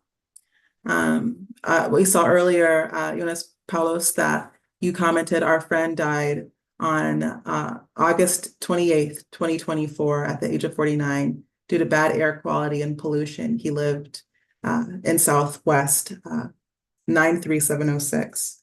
And Jonas, thank you so much for your willingness to share that really tender piece of your life and story with us in this space. And we don't take that lightly. And it's just a reminder for why so many of us do feel so passionately about this. And see various comments from folks expressing sorrow for this loss. Yes, with that, saw some comments from a comment from Sandra about layers being helpful. Saw some links. Thank you so much, Natalie, for dropping those links here in the chat. And see some agreement coming in. Ivanka from Mary Lou. I see your comment, Ivanka, about these zones will still allow trucks to get to businesses near the sensitive receptors. And if the land use isn't updated to less impactful zones that don't require truck-dependent businesses, then trucks will still go through there. Saw your comment, Sandra, but they can still drive through the bypass zones if there is a business within or across the zone that they have to get to. And then I see your comment, Naimeen. The proposed plan does not explain a serious and strong enforcement plan. The main goal of the study was to change the route of trucks, and it seems that more attention was given to the safety issue because the questions were not properly drafted. And later on, I don't think this plan reduced a significant number of routes. This plan reduced significant number of routes. The differences in the map does not support this claim. And so thank you all for your grace and patience as I read these aloud. We know for any folks joining via phone, it might be harder to access these questions and comments as well. So thank you for that. And so yes, any responses to any of the chats and questions I just read? I know we've been talking about a lot of these things over the past few minutes.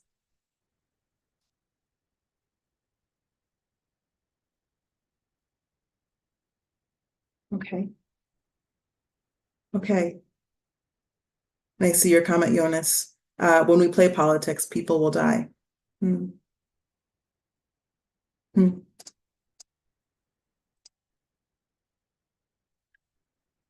Okay. Well, thank you for sharing. We hope, everyone, that as future studies, policies, and anything that impacts the well-being of residents in this community are launched, that we'll learn from this community engagement process that was utilized. And we learned that today the CSC and residents are expressing their desires to be heard, to be understood. I heard spoken to versus heard. And wanting to see their recommendations reflected in the study recommendations. So we want to name this and elevate this. At this time, recognizing the time and recognizing as well that there was a lot of significant engagement around meaningful community engagement around this piece being the truck reroute study update that we did not get the chance to get to the air monitoring updates or standing updates. So we would love to communicate those via email communication. Excuse me, real quickly. I just have one question. Did the committee take a vote on whether they support or don't support the report as written today, right now? Has there been a vote?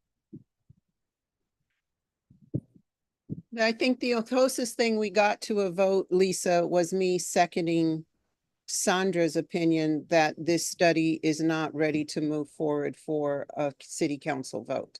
And don't you think that there should be a vote so staff has to report it out? Yeah, that is part of, like, we're forgetting in the very end stages of thinking this is just being handed over to the city, that in this process, we had a process as AB 61 steering committee members, because a truck study would not have taken place if it had not been for a measure called an emission reduction measure. Because I believe if you guys don't take a vote, in the minds of the way the city works and the mechanisms, not to name people, but silence implies consent. So if they have to report out that the AB 617 committee took a vote and they rejected this, and these are the reasons why they rejected it, they're going to have to report it out tomorrow in their workshop. Correct. So I would suggest as a member of the public that you guys take a vote, please. Thank you. Thanks, Lisa. I will make the motion to not support the truck reroute study as presented. Correct. And I second that motion that it should not be accepted as presented. It still needs work. And I don't mean being talked to, but actual vetted work. Is there any opposition to this? This is Amy Ramos. Anyone opposed to this?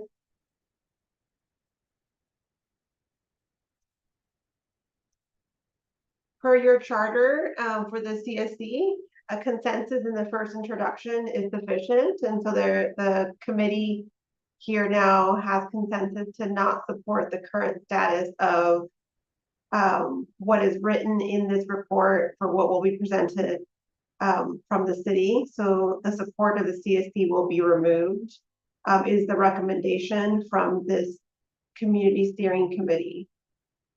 For the charter, we technically don't have a vote unless we have a vote requested on your agenda. So this is the same thing, it's consensus, there's no opposition.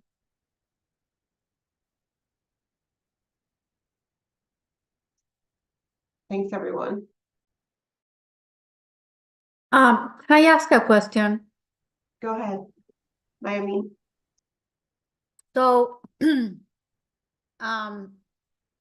this is as a public comment because I'm, my alternate is really participating in the meeting, but I just have a question. So what's gonna happen? Because I think that not only what is gonna happen with the city, but to us, because I think, we kept on giving feedback in person, feedback virtually, and we did not see a draw at the final plan until and heard about it until tonight. And now we're saying, no, this is not enough. You got to go and change it. So what will be the process? Now the city goes back and change it and then come back to us, or what's going to happen? Because I think I'm not clear what the next step will be. I just want to remind ourselves that this study is not, it's not only under the authority of the city, because the city did not pay for it. AB 617 money paid for it, and it had an ultimate goal of changing the routes of the trucks to take them away from sensitive receptors. That's the goal, and I don't think that was fulfilled in the way that the study was conducted. So we want to make sure that this is not only heard and then turn around and do nothing with it, and then move forward and try to present this to the city, not only for tomorrow in the workshop, but on the 26th for a vote. I think we want to make sure that the city responds and says, okay, we're going to take your feedback, make changes in this plan, and then come back to us as CSC, and then go take it from there before any action is taken officially with the city council members.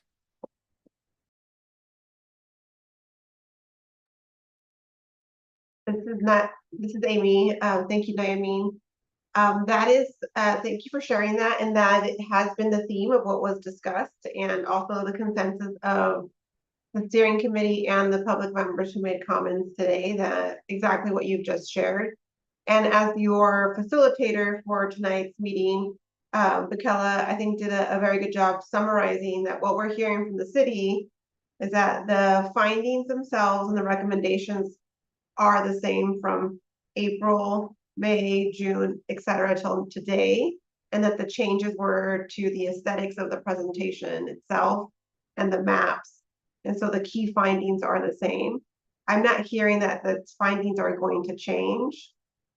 So what I'm hearing from the city, and I'd love clarification, is if there are going to be any more chances for you to all have authentic community input where there will be change based on the community. I'm not hearing that. So at this point, the CSC has provided their feedback and it's not been incorporated. And I don't know what else is possible. I would love to know from the city, what else is a concrete actionable next step beyond, we're over time now, we're 9 minutes over, and I really haven't heard any clear next steps beyond there will be no changes based on the recommendation of the CSC. That is what the actions have shown tonight. I don't think there's anything else to add, but I would love to open up the space for folks to share from the city if there's anything else that will change it at all.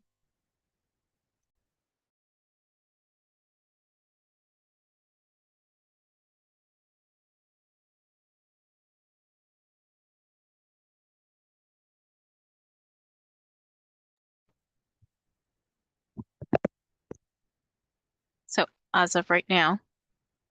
Tomorrow we will be doing the workshop to provide an overview I'm of sorry, the project. I'm gonna interrupt you.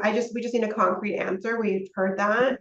And that is, but process-wise, we hear the next steps. The question is, will there be a significant change to the recommendations that is reflective of community engagement?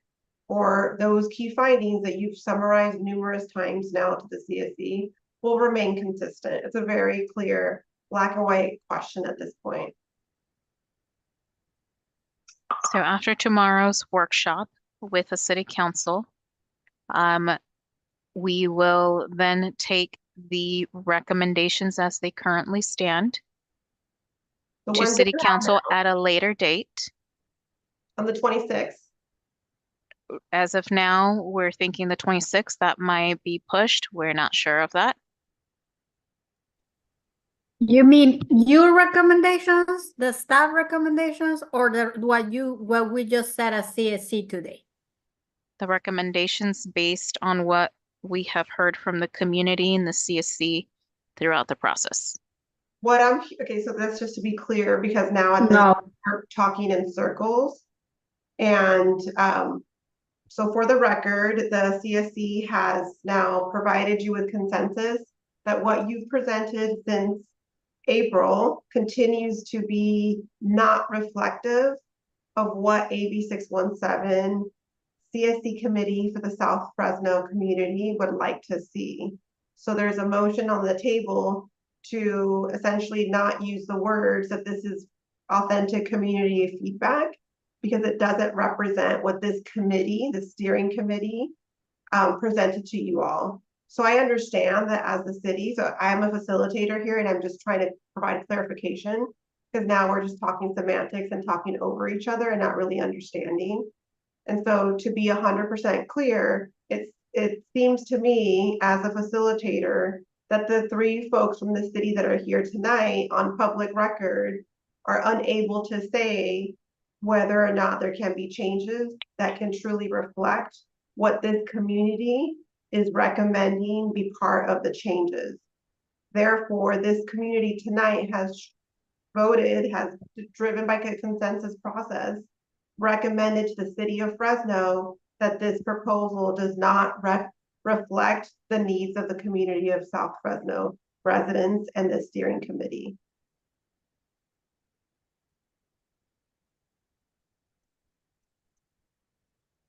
So we've heard from multiple residents, multiple community steering committee members, and there's been a lot shared today. There was a lot of recommendations, and many of the themes that were shared by folks are the same themes that we've heard from all of the times that the city has been here to present in this space.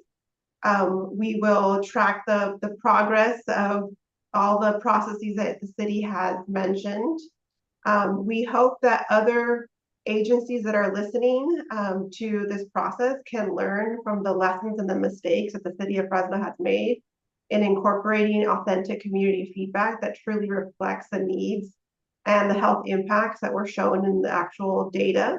We understand that this is reflective of a community-driven process that provided feedback, yet it's not included in these recommendations that were presented here tonight. And so I hope that other agencies are paying attention and learning from your mistakes tonight so that we can actually focus on the purpose of AB 617, which is really to help clean the air for the residents of South Fresno. And so with that said, I'd love to invite the Air District to make any final comments. As your facilitator tonight, I want to help wrap up the meeting, be respectful of your time. It doesn't look like we're moving to any action items tonight, and we'll continue the conversation. We'll have updates that get sent to you via email, and the workshops will still continue. City council presentations will still continue. So we encourage folks to attend those meetings as you see fit. And I see Scott has come off mute. I don't know, Scott, if you want to go before Ryan, before we wrap up. I'll defer to Ryan. Thanks, Scott. No, I think there's been over 2 hours of conversation, mostly in regards to the truck reroute study. And I think there's been a lot of information, thoughts, concerns, feedback that has been shared. And definitely stuff that needs to be thought about. And appreciate everybody coming in and sharing. I really appreciate Andrina, Jill, and Scott for being here tonight and taking that feedback from all of you firsthand. And yeah, thanks.